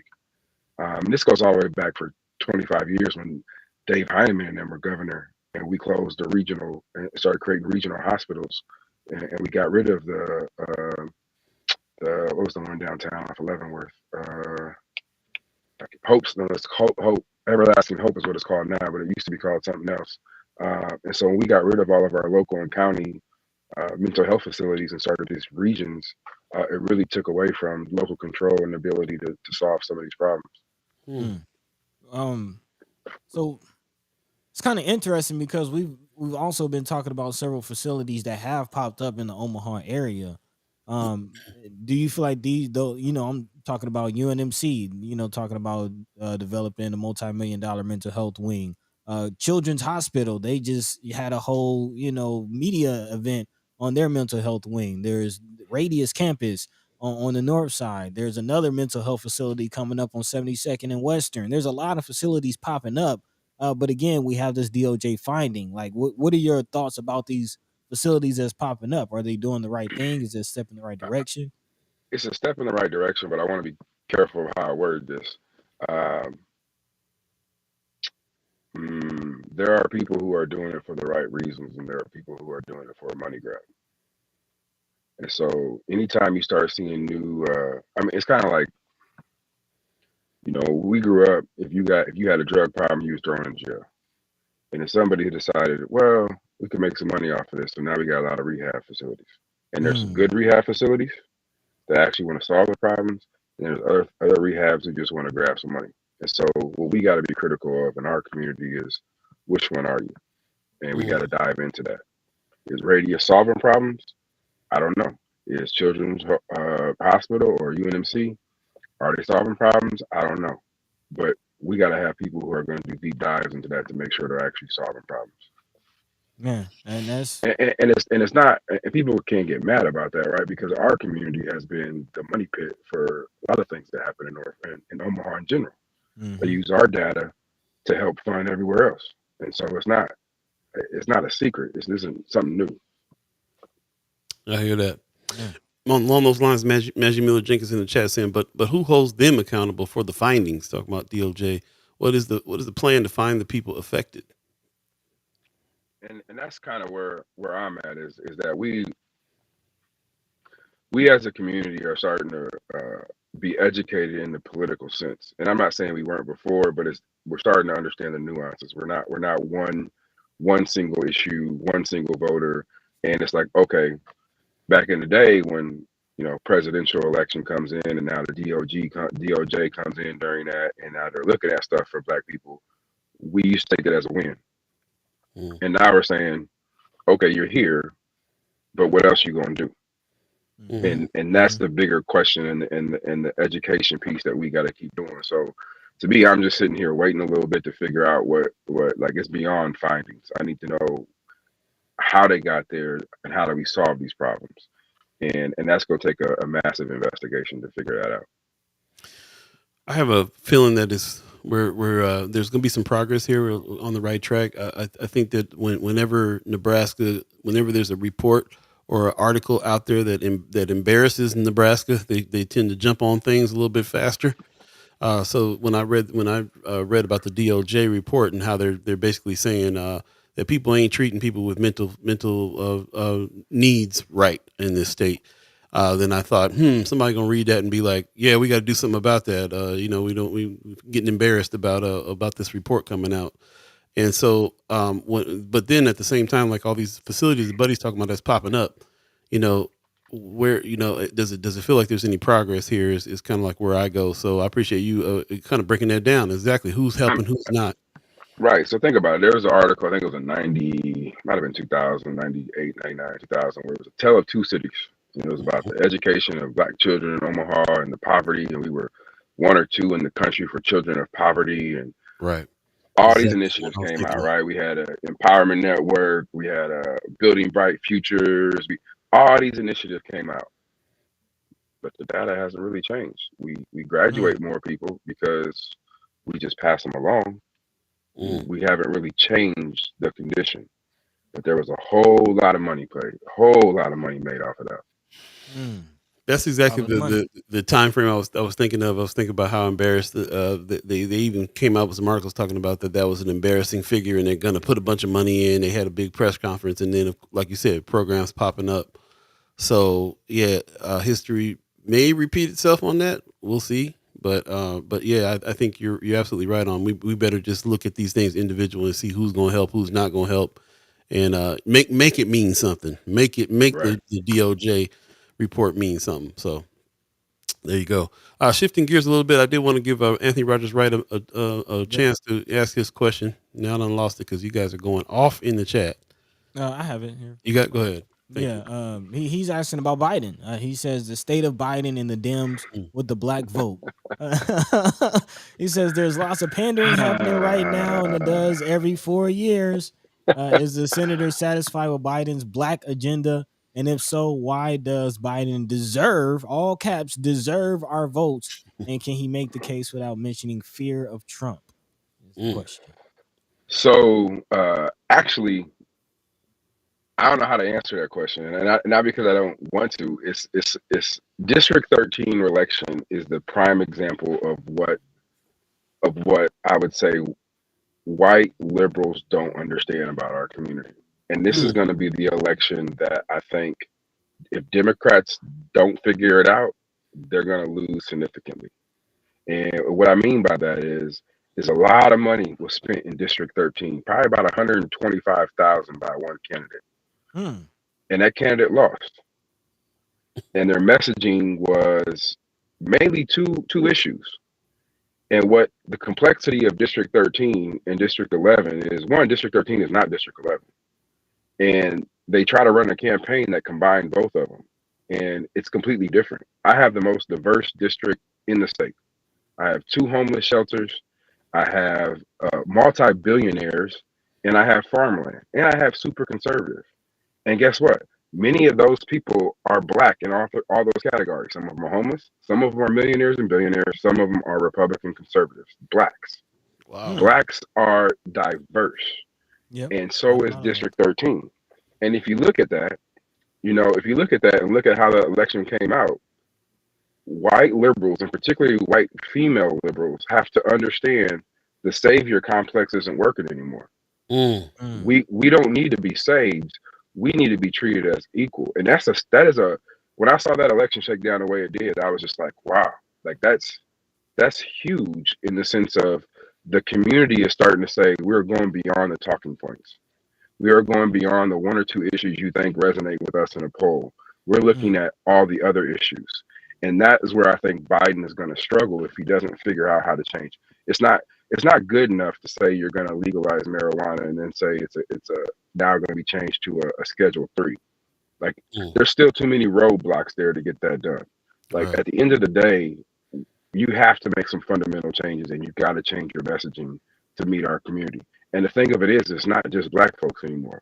Poor white folks and working class white folks and all other races are saying the same thing, saying I'm not a 1 or 2 person or 1 or 2 issue person.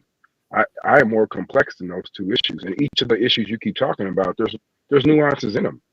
So you really gotta. So yeah, there's a lot of pandering, but that's always happened. I just feel like this election, if not done right, it's going to be rejected by our community. What's your current political party? Wanda Lewis is asking. I'm a Democrat. I am a John F. Kennedy Democrat. I'm a Democrat who I don't like big government. I'm fiscally conservative. I think we should make targeted investments in communities and make sure we lift them up. I don't think you do it with a broad stroke. I'm also, and the reason I say I'm not a big government guy is I don't believe the government should be able to tap your phone without a warrant and without probable cause. I don't think they should be able to walk on your property and just look at what you got going on. I believe that government should be limited, but I also recognize that government can be used to make things better with targeted investments, with certain tax breaks. But I don't believe in tax breaks for the rich. I believe tax breaks across the board. So when I say I'm a John F. Kennedy, I mean Democrat. I'm fiscally conservative. I think socially, a lot of things government should just stay out of. Like who you marry, that is not for the government to decide. I just want you to be happy. And if you get the same rate of divorce as everybody else, and you understand the same stuff as everybody else, like let's just be honest about it. Government shouldn't be meddling in all of that. And that's kind of where I'm at. What's crazy is I am. So here's where the complex is, and this is why I'm not running for anything else. I am pro-life. I've always been pro-life, and if people know my story, you'll know why. My mama stayed in a homeless shelter just to have me and then give me up for adoption. But to my limited small government, I don't think that's a place for government to be in the room between the doctor and the patient. So that's what I mean by the complexity of issues. And I think voters are now getting to the point where, with all this information and media and everything, that they're looking past these 1 or 2 issues. This is a tough one. As I'm looking at the clock, I'm like, we don't got time to jump into this idea. But this idea that, how do you involve yourself in politics and still keep the idea of the complexity and the nuance of each issue in mind? Because it seems like to me that everybody runs off of sticking to a thing that they don't waver from, because then they'll lose the message with people. Like how do you go into, if anybody in the chat or anybody on the Ghost listeners are trying to run for anything, How do you do that and keeping the nuance in your head and still being able to function in politics? Look at yourself in the mirror. I mean, at the end of the day, if you can live with that vote and you can tell your kids and your grandkids, this is why I voted this way, and this is what I believe. I'm comfortable. Like people always think that it's about trading votes, and man, your whole life is about trading something. Everything is a bargain. That's called compromise. But you get to a point where you can't compromise. Like I'll give you a great example. Uh, McKinney was like, I'm fundamentally against this. This should be, it's on the ballot. It should stay on the ballot, talking about school choice. That was a line in the sand for him. Mm. I took the position there are things that if I can control, I'm going to try to control. Mm. That's just what I got elected to do.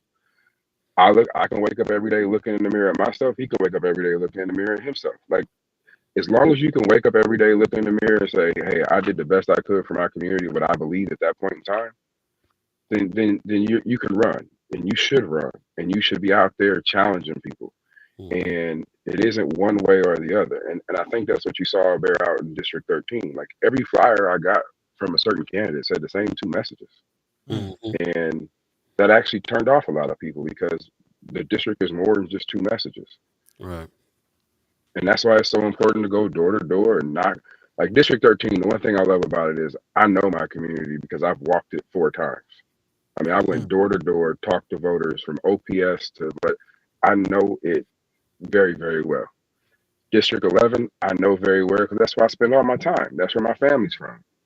So I know them very, very well. But if you don't know your district and you just running what a poll says, then you lose. And that's the fear that I have with the Biden campaign and everybody else is that people are fed up. People are tired. People want more for their government to do better and do right by them. And if you're not delivering on that, people are just going to stay home. And that's what happened in the primary. We had a low turnout because people weren't excited about the top of the ticket. Mm-hmm. Earlier you said if it's done right, Maggie Miller Jenkins in the chat says, what would be done right look like at this point in the Biden campaign? He's got to be aggressive from here on out as a statesman, as the president. Like, don't tell me what you're going to do in the next 4 years. Show me how you're going to finish these 4 years. Mm. So it isn't actually your best campaign isn't campaigning. It's when you're in office, it's governing. Mm-hmm. Mm-hmm. So he needs to figure out what's he going to do right now. And don't give me big government. It takes a long time to get things done. Cut through all that. Cut through the red tape. Get it done. One more thing before we let you go, man. Project 2025. You heard about all this? I have not. I'm not gonna lie. I'm coaching 6th grade girls. You know how hard that is. Yeah, the tough leagues of 6th grade basketball. I can imagine. Basically, it's in a nutshell, Republicans seem to have this plan that they just want to shut down everything, take over everything, not endorse anybody, bring Trump in as in dictator style, and and it's kind of like something. I was just reading something the other day about Putin. Putin came into power in 1999. He just got another 6 years. So Trump is sitting around thinking I can be a forever president like that. And he's got something. This plan Project 2025 is something that sounds like is trying to put that in place. And it's interesting because first of all, it's scary and to hear that they're acting like that. But second of all, we've been talking all year long to folks that were Democrats and decided not to be, and a lot of folks on the low telling us they're gonna vote for Trump because they're sick of what Biden's doing and so on and so forth. So all of it wrapped up together seems pretty problematic. You said you haven't looked into this 2025, but you've been hearing all the elements to it. Yeah. Tell me what you think. I think there's if I'm Trump's campaign, there's a real opportunity to turn a lot of black folks towards him. And I mean, if you look at criminal justice reform, he's done more for criminal justice reform as a president than any other president, and that includes Barack Obama. And I love Barack Obama, but there is a real opportunity that if I'm his campaign to dig in and go after the margins.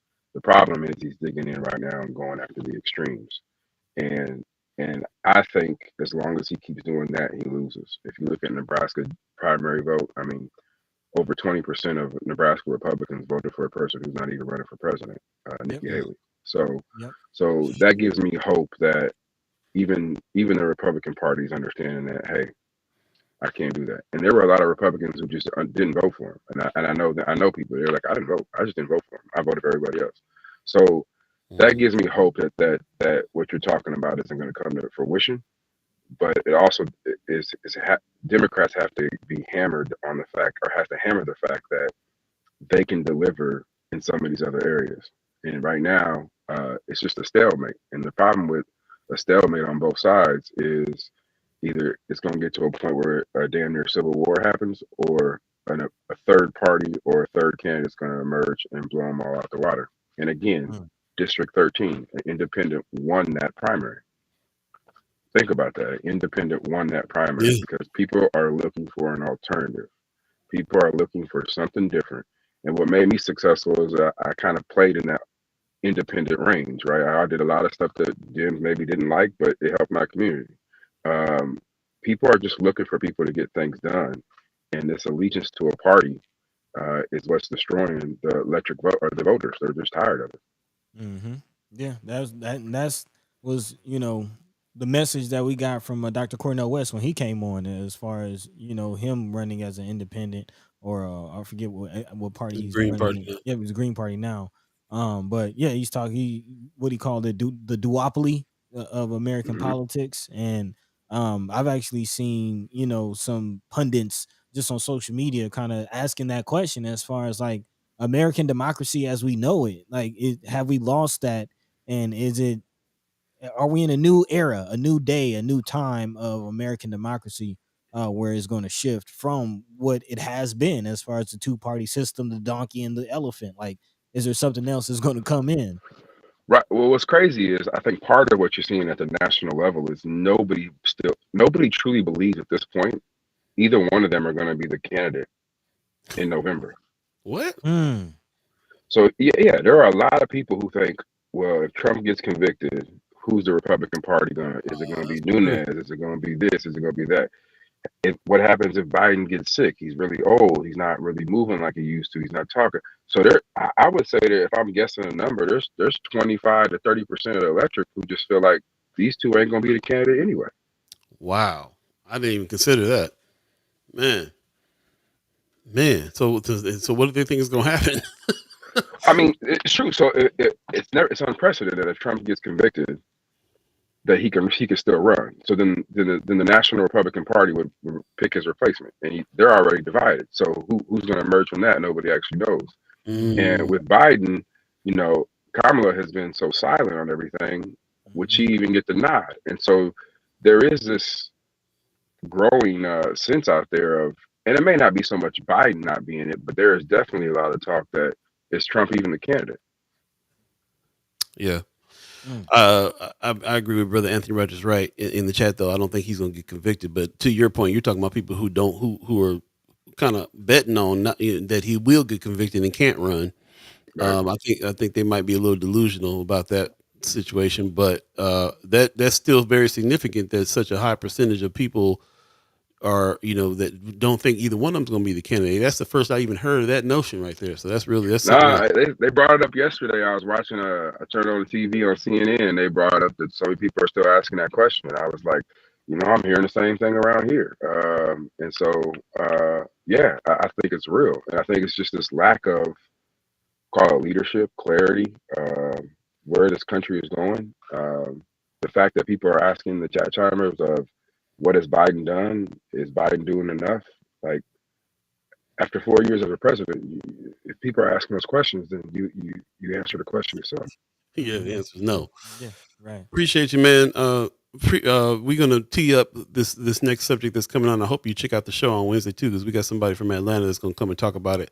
Marianne Williams in the chat. Has there been talk in the Nebraska legislature to do something about the Nebraska Cop City? Let's go Cop City talk.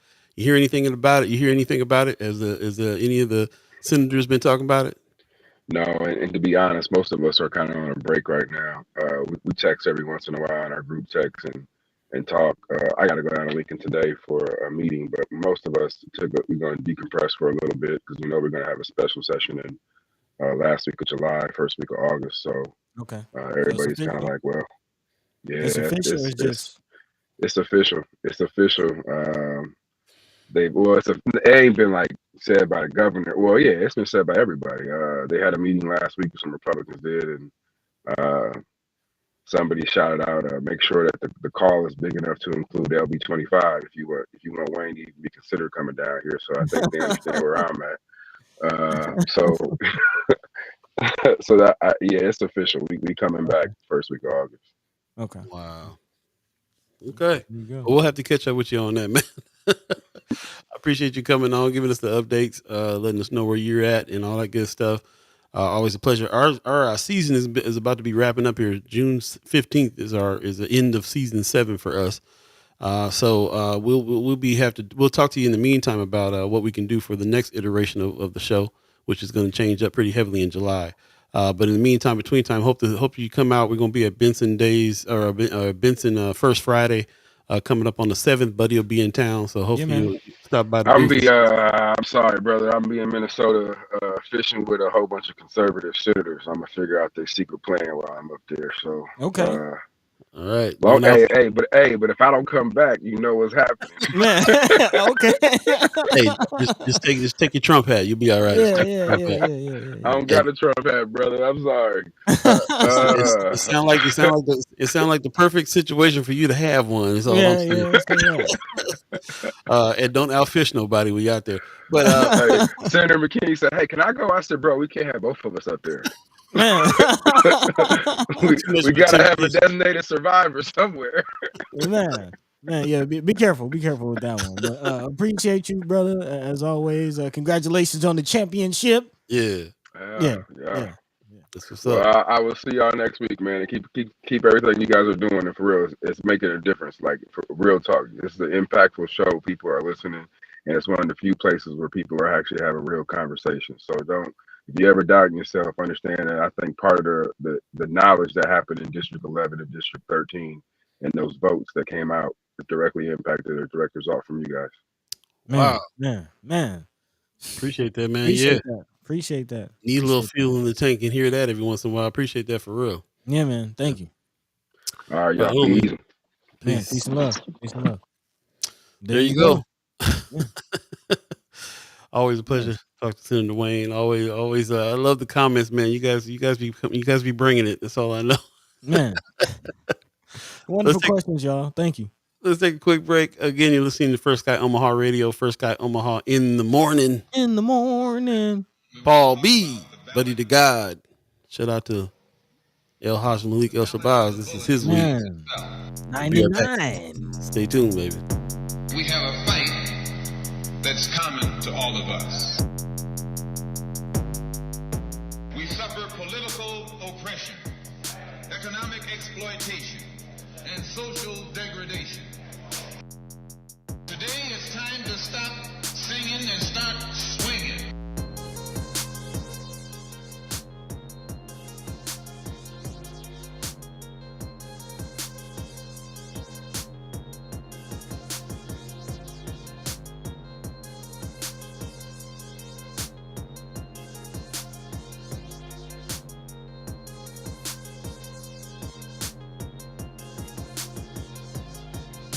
The ballot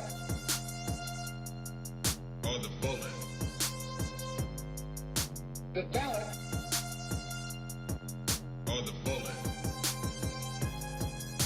The ballot or the bullet.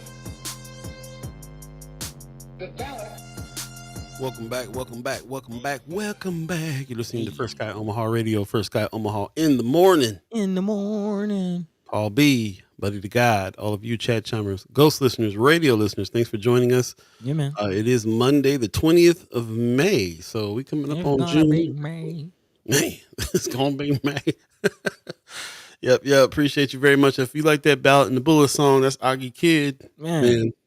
One of the squad here at First Guy Omaha, and Minus Soul Days and everything else. You can actually find his song on Spotify and Apple Music. Yeah, man. one of the only ones of the original music you've been hearing on the show that you can put on your own playlist. So go down and check them out on Spotify and Apple Music and all that. Get you the Bowden Bull. Get in the mood, man. It gets me riled up.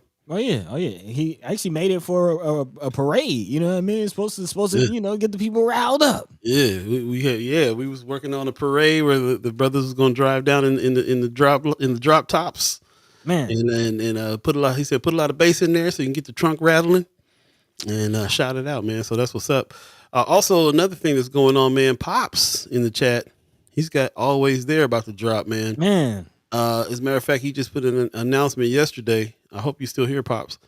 He says, "Welcome to Always There digital booklet." So I don't know if you're familiar with the song "Always There," but you're about to be. He says, "A special gift just for you." The book, I'm getting some words blocked here, but the booklet, something that accompanies my upcoming album, PBA3 Soul Anthology, The Lost Tracks, 1975, 2005. I've been telling y'all, I've been digging in tapes and trying to revive this stuff. He said each single from the album will feature a digital booklet like this one, packed with lyrics, production credits, and an exclusive section called The Story Behind the Song. If you've enjoyed my book, The Saturday Morning Chronicles, Song Chronicles, you'll love diving into these stories behind these tracks. Collect each booklet that will be rare, savor the music, and stay tuned for more surprises. So shout out to Pops. Yeah, man. Shout out to Pops on this digital booklet. I need to get I didn't get the link, but I'll find that link and put that in the chat here before we get done. And if you haven't, also, I don't know if he mentioned his book, but he also has that book that he just mentioned. Saturday Morning Song Chronicles. Yeah. And you talking about some stories. So go to Amazon and cop that book as well. But I'll go ahead and get that link. Maybe Pops is in the chat and give me the link right now. Yeah, Pops. Yeah, he's in the chat. Yeah, give me the link to where people can get the digital booklets. Yeah, I checked it out myself, and yeah, it's really interesting to hear. I'm all about the behind the scenes about a song. Especially as a songwriter myself, like how songs are written. Always super interesting. Who was on them? Who you was in the jam room with? Who got into the booth with you? Actually, in this era of artists doing more content creation and making music, you know what I mean? They on social media more. I love the idea of a booklet to accompany a song is, kind of along that line, but still keeping it about the music, keeping it about the song. It's a lot of new artists. You know more about their social media antics than you know about the actual music. So lying, bro. Yeah, man. So I'm definitely it's definitely dope. He says it's on his Facebook page. So again, if you're friends with him on Facebook, check him out. Also, that book, if I'm not mistaken, is it still available in the library? Can you go check it out? Can you still go check that out? Yeah, that's a good question. I'm not sure. This is it here. The Saturday Morning Song Chronicles, Memoirs, Motown, and Music. Yeah, definitely cop this at Amazon, and I do believe it's in the library. I think this is. Yeah, I do believe this one is in the library as well. So, here's the link to the booklet as well, man. Check it out. There's a lot. There's a lot going on with this song right here. It's been a song that has been in part of my life. It's my father who wrote the lyrics to this legendary track back in the day, probably 72, 70, somewhere around when I was born. So this song in particular has been in my life all my life, and I'm still learning new stuff about how it went down, what happened, and everything. So yeah, man. He said yes in many libraries across the nation. That's what's up. Oh, okay. So not just Omaha, but across the nation. Yeah, but it was very specific that his book got in Omaha, his hometown, a library that he grew up going to. So that was a big deal. Shout out to Amy Mather who helped some of that work out. She's a friend of First Sky Omaha as well. Yeah, man. So yeah, so this is just wanted to give Pops a shout out on his new project, and definitely check it out. Hit the link there, get the booklet. Do the research on the song, hear the stories. It's going down. Yeah, man. There you go. I'm proud, man. I'm like, should be. He's my hero, bro. Like, I can't wait to get my stuff together like this. You know what I mean? Man, Pop's still doing it. And just to think about his the long stretch of work, he's been doing stuff since the 70s, early 70s. So, I've found tapes and uncovered songs. I'm probably into the 50th to 60th song, and I know that he's probably got hundreds more. So. Yeah, just think about the work that you've done over time when you're a person that's an artist and you put stuff out. So that's what's up. There you go. Yep. He said, thanks to Amy and you, son. That's what's up, Pops. Appreciate you. Yep. So yeah, just want to give him a shout out. Thanks a lot. Appreciate everybody's comments on everything else. You guys are really going in. Yeah, man. That's Going in going on on it. today. Yeah. Sorry if we didn't get to everybody's question during our conversation with the senators or the brothers, Terrell, or not Terrell McKinney, but Justin Wayne, Mhm. Captain Q, brother Qasim, and brother Sherman Wells. But again, appreciate all the comments. Just about 10 minutes left in this thing. Paul B, what's the word, man? What you Yeah, trying to do? let's do a little lightning round, man, before we get to the haps, and we got a few haps that we can talk about here, but yeah, just wanna throw that out there. First, before we get to that, Tamika Renee in the chat, good morning, says some of us are just running in place, mostly saying and not much doing. What are we actively doing to push progress? Let's support those who are doing. Let's work together to collaborate and build. Thank you, First Sky, for providing a platform to educate and connect. Oh, I appreciate Mm. that compliment. Yes, Thank you thank very you. much. Thank you. Yeah, Shout out to Sherman Wells and brother Anthony Rogers Wright going back and forth on some stuff, and also who's the other person that's in this conversation? I think Tony Malik, Johnson. Tony Johnson, Malik Rogers. I appreciate you guys having these conversations and breaking things down with each other.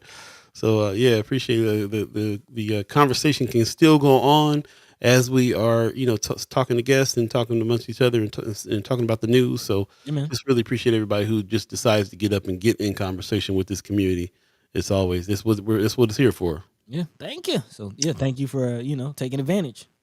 So There you yeah, go. let's go ahead and dive into a lightning round. Just about 10 minutes before we get out of here. I don't know if you have any haps that you wanted to make some room for. One or Uh, two. okay, it is a Monday, so again, if there's anything going on in your world, definitely feel free to drop that into the chat, especially as we look ahead of this week.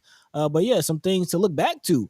We're still again recounting and trying to get the final tallies and the full counts of our primary elections. And a big shout out to again Senator Wayne giving us a breakdown of exactly what District 13 is about, because there was a very slim race in District 13, and actually the final tally is coming out in that race, and it's very, very narrow. Again, we had the sister on, big shout out, and looking forward to seeing what she does in the general election. But Sister Ashley Spivey has moved forward in the next iteration of the election, again going to the general election for her bid for legislative district 13. Again, she beat out Sister Tracy Hightower Hen with a 36 vote lead. So again, a very, very narrow margin, but there is no recount. That 36 vote lead is apparently enough to get Sister Ashley Spivey to the next level, to the next stage. So Mm. again, she will face off against Nick Batter, who was the top vote getter in the district, and apparently he's independent, something that again Senator Justin Wayne was just kind of breaking down to us. Again, the diversity of the district, LD13, kind of again lending itself to Nick Batter getting that lead. But hopefully, now with a few months left for the general election, maybe Sister Ashley Spivey can change her tone and maybe get a couple more votes. So again, we'll definitely see what breaks down with that. But there's an update for there. Again, Ashley Spivey, Nick Batter facing off in the general election for Legislative District 13. Okay. There you go. There you go. Also, again, we got into the whole situation in regards to mental health a little bit. Again, a lot of people still looking at it and trying to figure out what it means from this DOJ designation. And again, the Department of Justice calling out Nebraska for its use in locking people up with mental health. But it's not just prisons, also education. Omaha World Herald is reporting Nebraska schools are struggling to meet students post-COVID special ed mental health needs. Of course, we know North Omaha has seen several special education programs close down, leaving a lot of families just figuring out what to do. And according to this Omaha World Herald article, it's not just North Omaha, but across the entire state. Again, the article opens up saying Nebraska schools have increasing challenges meeting students' special education and mental health needs and are struggling with absenteeism in the wake of the COVID-19 pandemic school years. That's according to state education officials who spoke with a federal panel. One individual, Elizabeth Inyon Corden, who's the general counsel of Omaha's Education Rights Council, says what we're seeing through the court appointments is many children, once they stopped going to school during COVID, they didn't come back. Right this minute, we're representing well over 20 children that have missed 2 or more years of school. Again, not just days, not months, but 2 or more years of school. So again, a lot of questions about what to do about education, special needs, mental health in the state of Nebraska. And we will, of course, continue to stay on top of these conversations and look at what's going on, especially in light of the DOJ response and the DOJ findings, which actually the Department of Health and Human Services has been very vocal about, saying that they're doing things to again get in line with ADA, and again to make sure that services for those with special needs and mental health disabilities or mental health issues get the services that they need. And it's very interesting. Again, you heard Senator Wayne, because as we mentioned, there was a recent this also out of the Omaha World Herald, a recent whole media event. Of course, you had Governor Pill in there, Mayor Stothert, also Councilwoman Juanita Johnson was in attendance. Also, Council Member Ron Hugg was there for the unveiling and the construction of Children's Hospital's Behavioral Health and Wellness Center. Again, a mental health innovation foundation center that's coming down the pipe. But again, a lot of chat chimers feeling like this might be a money grab. So again, some things to look out for in regards to mental health. Actually, a lot of things to look out for in regards to mental health. So. And there's that. And last but not least, for this lightning round, shout out to Flatwater Free Press, looking at areas and corners across the state that we really don't talk about. Again, we're all about solidarity with Black and Brown and Native brothers and sisters, and we want to shed some light to what's going on in Santee, Nebraska. That is the homeland of the Santee Sioux Nation reservation that's located in northeast Nebraska. And apparently they're dealing with a crisis that a lot of people might not be aware of. Of course, people talk about Flint and their water situation, but did you know the Santee have gone 5 years without drinkable water? So again, this is definitely something that we might need to come back and talk about again. 5 years without drinkable water in northeast Nebraska, and exactly what is being done about that. So still water bottles being used to wash and clean and drink and cook. Hard situation, man. So definitely hearts and minds going out to the brothers and sisters of the Santee Sioux Nation dealing with that issue. Again, water is essential to life.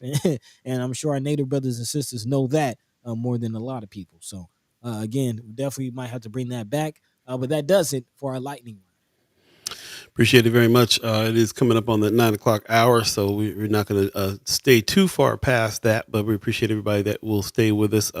Just a few haps to mention. First of all, in the chat, Tamika Renee is saying we will be in Lincoln on Wednesday for Malcolm X induction into the Hall of Fame. Who of the chat chimers will be there? Let's meet up. So call to action, make sure that we can get up there if we can, if we're not working and we can make it up, or if we can call off work even and try to make it up. Yeah, this is going to be a very important situation. So, maybe we can get together and even people get together and do some carpooling or whatever needs to happen to get up to Lincoln. Wednesday at 1. Wednesday at 1. Legendary moment in time that's big for our area. So shout out to them. Shout out to Malcolm X Memorial Foundation, everybody who did work on making that happen for sure. Maggie Miller Jenkins is saying state Democrat conventions is June 7th through the 9th. There are a ton of delegate spots open for anyone willing to go. I have a link and I will DM anyone interested. I will give a rundown of what it is and what you do. So shout out to her for stating that the Democratic convention is happening June 7th to the 9th. That's the first I even got word of that. So I appreciate you bringing that up. Mm-hmm. And there's some delegate spots open so just hit her up. That's Maggie Miller Jenkins. Hit her up on Facebook and let her know if you want to be a part of that and come through. So that's what's up. Appreciate that very much. Also, as far as HAPs are concerned, of course, we talked to the brother Qasim. And also Brother Sherman Wells, Black Agenda Alliance, bringing out Dr. Umar. We now know the price on the tickets, $40. You can go and check this flyer out over on Friends of First Sky Omaha. Hit the QR code to do that. To hit the Cash App, you scan there to register as well. If you need any more information, you can go to blackagendaalliance.org. Of course, hit their website or hit them up on Facebook, their Facebook page. We'll also have all this information there too. So shout out to Dr. Umar for coming through. It sounds like he's coming through for free. Man, for the free no stuff. fee for this speaker today. That's how down he is for what we're trying to do here on this level, and for all the proceeds to go to the 8 acres that the BAA has purchased. So we talk about Black nationalism, we talk about ownership. Here's the organization out here buying land and also taking care of the youth. So we also are going to also put that shout out to any of the men out there that are associated with the game and have some time on their hands and wants to come and help coach the kids. Definitely hook up, get connected to the BAA, Black Agenda Alliance, and give of your time. Apparently, there's a lot of kids that signed up, not enough coaches. So we're putting the call out there for coaches to get down with the BAA and get with the kids with the flag football teams. And shout out to Untamed for putting the uniforms together and everything that's happening within the community in order to make it thrive, make these kids thrive. So that's what's up. We'll continue to put that call out until we get enough brothers out there to help coach. Got to do it. Amen. So anyway, appreciate that. Anything else that we have here, we can save for Wednesday and have an extensive haps on Friday. There's a lot coming up, but don't forget for us, we're going to be out at a booth in Benson on First Fridays. That's the June 7th, First Friday. And lots happening actually out there that day. So it's going to be pretty busy days. So we're going to be out there representing buddies in town. Come by as we celebrate 7 seasons of First Guy Omaha in the morning. And then also we're going to talk to you about the next wave. Yeah, sorry, stepped on the line there. You good. Yeah. We didn't get enough Luther in the morning. Okay. The morning. Hey, There we go. There you go. Yeah. So we'll talk about the next wave that's coming up. Like I said, the 7 seasons ends a series for us. Yeah, man. There's going to be some new things happening on what you would normally call season 8, but we're starting back at 1 for this whole new next wave. And we'll talk about it when you come over and talk to us at the booth at Benson First Friday on June the 7th. So definitely come out, check them out. Appreciate that very much. Also, I want to give a shout out to, nope, that's the contest. We already did the contest. Shout out to the contest winners. Yeah. Drunk Ship Coffee Contest. Yeah. Let us know what you're thinking about that particular product. If you like what happened, shout out to the fam, Drunk Ship Coffee. You can go to drunkshipcoffee.com and cop a bag. These are beans that are roasted in a particular way, beans that are sourced from a particular farm in Ethiopia, the birthplace of coffee. Definitely get your grinder ready and go to drunkshipcoffee.com and order your bags, your t-shirts, all your good stuff. Man. And those of you that won the contest and you got your bags, let us know what you thought of the product. Appreciate them very much. Thanks, man. Yeah, man. I was gonna say, actually, if you can like send us a picture of you, holding your bag or something, we might post that on social media. We can use the content. Last but not least, we're going to talk about, that we have been partnering with the Land Bank now on some of these things that are happening. They got a developer symposium coming up on June the 6th, 2024. And this is in conjunction with Spark and funded by Wells Fargo. They're trying to step into the game here, trying to get some of these things happening. But I definitely suggest that you get your tickets over here for this developer symposium because there's a lot going on here. Again, we're going to keep on talking about it. We've been to a few meetings now where we're understanding what's going on with the land bank. They're here to make some changes. They're here to work with us. And ultimately, they do want people in the neighborhoods to be owning their own land. Some of these lots of open areas where there's dilapidated homes and just straight up lots now because the homes have been torn down. And mostly in North and South Omaha. So these are these initiatives here are here to help you get into the position to be able to purchase some of those and have some ownership. This will be kind of a one-stop. Let's see. The Municipal Land Bank, in partnership with Spark CDI, will host the inaugural Reignite to Unite Omaha Developer Symposium presented by Wells Fargo on June the 6th at Metropolitan Community College Institute for Culinary Arts. Symposium will encourage participants to play a proactive role in the transformation of formerly vacant and abandoned properties into community assets. That could be you do some development on it, building some another home on it. It could be a community garden. Many things we can do with some of these vacant and abandoned properties, and if we have control of it, even better. Resources provided at the symposium will touch on intersection of land activation, housing, and economic development. The one-stop shop feel of the event will encourage small-scale development that addresses our affordable housing demands, strengthens neighborhoods, and generates wealth. So some of the things they're ticking off here is some of the things that are right up our alley for sure. Oh yeah. It'll be a luncheon, and excuse me. So the luncheon will feature a state of the Omaha housing address and land bank ambassadors graduation. Following lunch, participants of the developers track will have the chance to pitch their proposals. So this symposium is going to help you first of all develop a proposal, and it'll be a real proposal, something that you can actually pitch, and it'll be on some real properties this time around. Before they were doing some properties that were just kind of ones they were kind of making up scenarios so that you can understand the process. This will actually be where you can put in a proposal for actual land, and you can kind of see what they got going on there. So the more that we're participating in what's going on with the Omaha Municipal Land Bank, the more control we can have, the more suggestions we can give, and more we can kind of keep our eye on what's going on with these plots of land all over North and South Omaha. So, yeah, very important thing to be a part of, right? We've been complaining and being critical of the land bank for a long time, and we still gonna keep being critical until we understand and feel comfortable with everything that's going on. But this is a step in the right direction as far as we're concerned. All this outreach that's going, can't have nothing without conversation and outreach. And so it's nice to know that they're going to listen to what we got to say, help us to do the things that we're asking them to help us do with this land. If you own the land, then you can do what you want. Here's the link in the chat. Go ahead and hit that and get your registration, get your tickets, and go check it out. I'm kind of anxious to see if we can get a few people from the chat chimers to go definitely and check this out. Yeah, I think it'll represent. Represent. With that said, we're going to go ahead and get out of here. Like I said, we'll save a lot of the other haps for Wednesday. If you have any haps, go ahead and put those in the Friends of First Sky Omaha, and we'll definitely take a look at those and try to feature those on the show Wednesday and have an extensive haps on Friday. We have special guests coming in on Wednesday. You guys really need to stay tuned for this. Yeah, We've been talking about Cop City. I don't know if you guys followed. We were on the show when we mentioned that we were explaining about Cop City in Atlanta, and then Anthony Rogers Wright got on and talked about all the Cop Cities planned for the whole country, Nebraska being one of them. So something we got to pay real close attention to, and we're going to have somebody on. Buddy, maybe you can explain who's coming on for Wednesday. Yeah, Sister Sharon Bates. She's definitely a powerful sister, organizer, activist. She's kind of our own heart as far as combining political and social activism with music and hip hop. She's a nonprofit organizer. Very very powerful sister. But she's been very vocal down here in the whole Cop City protest.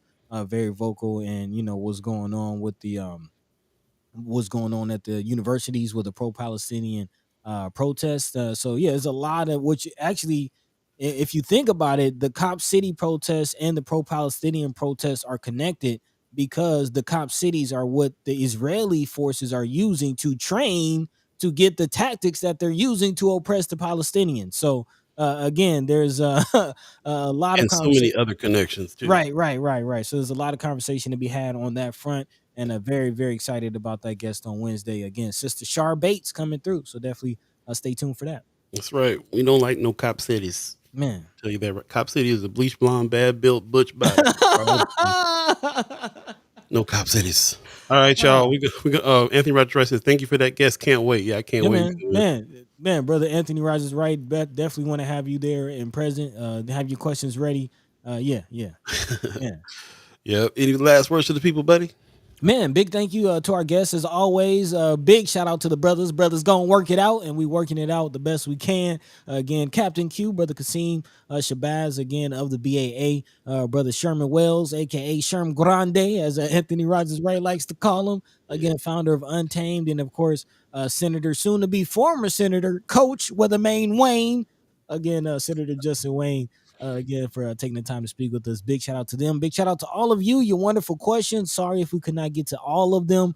Yeah. New York Knicks. But yeah, big shout out to all of y'all. We appreciate you. We love you. We thank you as always. Catch the same time, same place. And with that, go ahead and take it away, Paul B. Right on, man. Appreciate everybody. Anthony Rogers Wright. We're going to talk because I think we're adopting this cookout idea that we talked about last. Man, yeah. Jam session / cookout is going down. Will you be invited to the cookout? That's going to be my tagline on that. Hey. Pop says, awesome show. As always, thank you for your kind shout outs. Love you guys in the First Sky fam. See you all on Wednesday. Appreciate you, Pops. It's going to be a hot show on Wednesday. I'm going to tell you that right there. Yeah. Women's Wednesday for real. Hey. Yeah. So thank you for everybody that's joined us. I'm sorry I didn't get to all of your comments, but if you missed any parts of this show, please go back and check it out on Facebook and YouTube, and check out all the comments on both of those platforms if you can. Lots of good dialogue, discussion going on, lots of understanding and all kinds of things that's coming through. So we really appreciate that. Sarah Phelps says, have a great day, all. Appreciate you. Yes. You have one too. Yeah, and tell a friend, share the show. Get people over to YouTube for us and have them like and subscribe. We want to get as many people in on the conversation as we can. One of our goals coming up here for the next iteration of seasons that we're going to start up in July is to really get that message out to a broader audience. We're going to be continuing the format of us having discussions with the Chad Chimers, the people that actually want to come on and have some discussion. That's going to happen, but we're also going to have a little bit more of a presentational style as well in order to get a lot more people in a lot more people to understand what's going on and hear what we got to say, hear what you guys have to tell them as well. Really kind of shine a light and get our message into more places, our conversations into more places. So shout out to everybody that's been helping us do that so far. If you're a member of the channel already, then thank you. That's the only way that we can keep this thing going and really kind of make some progress. Please go to firstsky.omaha.com, hit the donate button if you're so inclined. Thank you for the $10 people, the $25 people, the $50 people. Really, really appreciate all the new members that are coming in and seeing that, acknowledging that what it is that we're doing is making a difference to them. Really appreciate that. Love hearing it from you guys as well, because you get deep into the thing and sometimes you forget what kind of effect it's having on the outside. So it's always good to hear when you guys tell us what it is that you think and where you think we can do better, where you think we're doing all right so far. So please keep those comments coming as well. Send us your email address. You can go to firstsky.omaha@gmail.com and send your email address there, or any other inquiries. We're building a team. We got a little team that's coming along that can kind of keep track of some of those things and be able to respond a little bit better than we have been able to. So can't always depend on me. Can always depend on me for all those responses. It's just the nature of things as far as we're concerned, because me, I don't always have time to call people back, but when I do, I don't. So appreciate everybody that's also giving us stepping up to volunteer and try to help us navigate a lot of this stuff. It's really information navigation is what's happening here. So we're gonna do it. And we're going to continue to keep on trying to refine it. So thank you for coming along with that journey. And with that, we're going to go ahead and get out of here. So thanks to the Omaha Tribe elders for allowing us to be on this land and speak while we're here. Thanks for our elders allowing us to speak before you. And thanks to you, the Chat Chimers, allowing us to speak with you, and for you guys speaking to each other so we can build some coalition here in our community. So appreciate that. All the Black community, the brown community, the indigenous community, the refugee community, and the ally community, all getting together to really kind of put some things together for us to have a better life in Omaha, Nebraska. So appreciate you. That said, we'll see you Wednesday. Peace. By the way, Vanglorious, this is protected by the red, the black, and the green.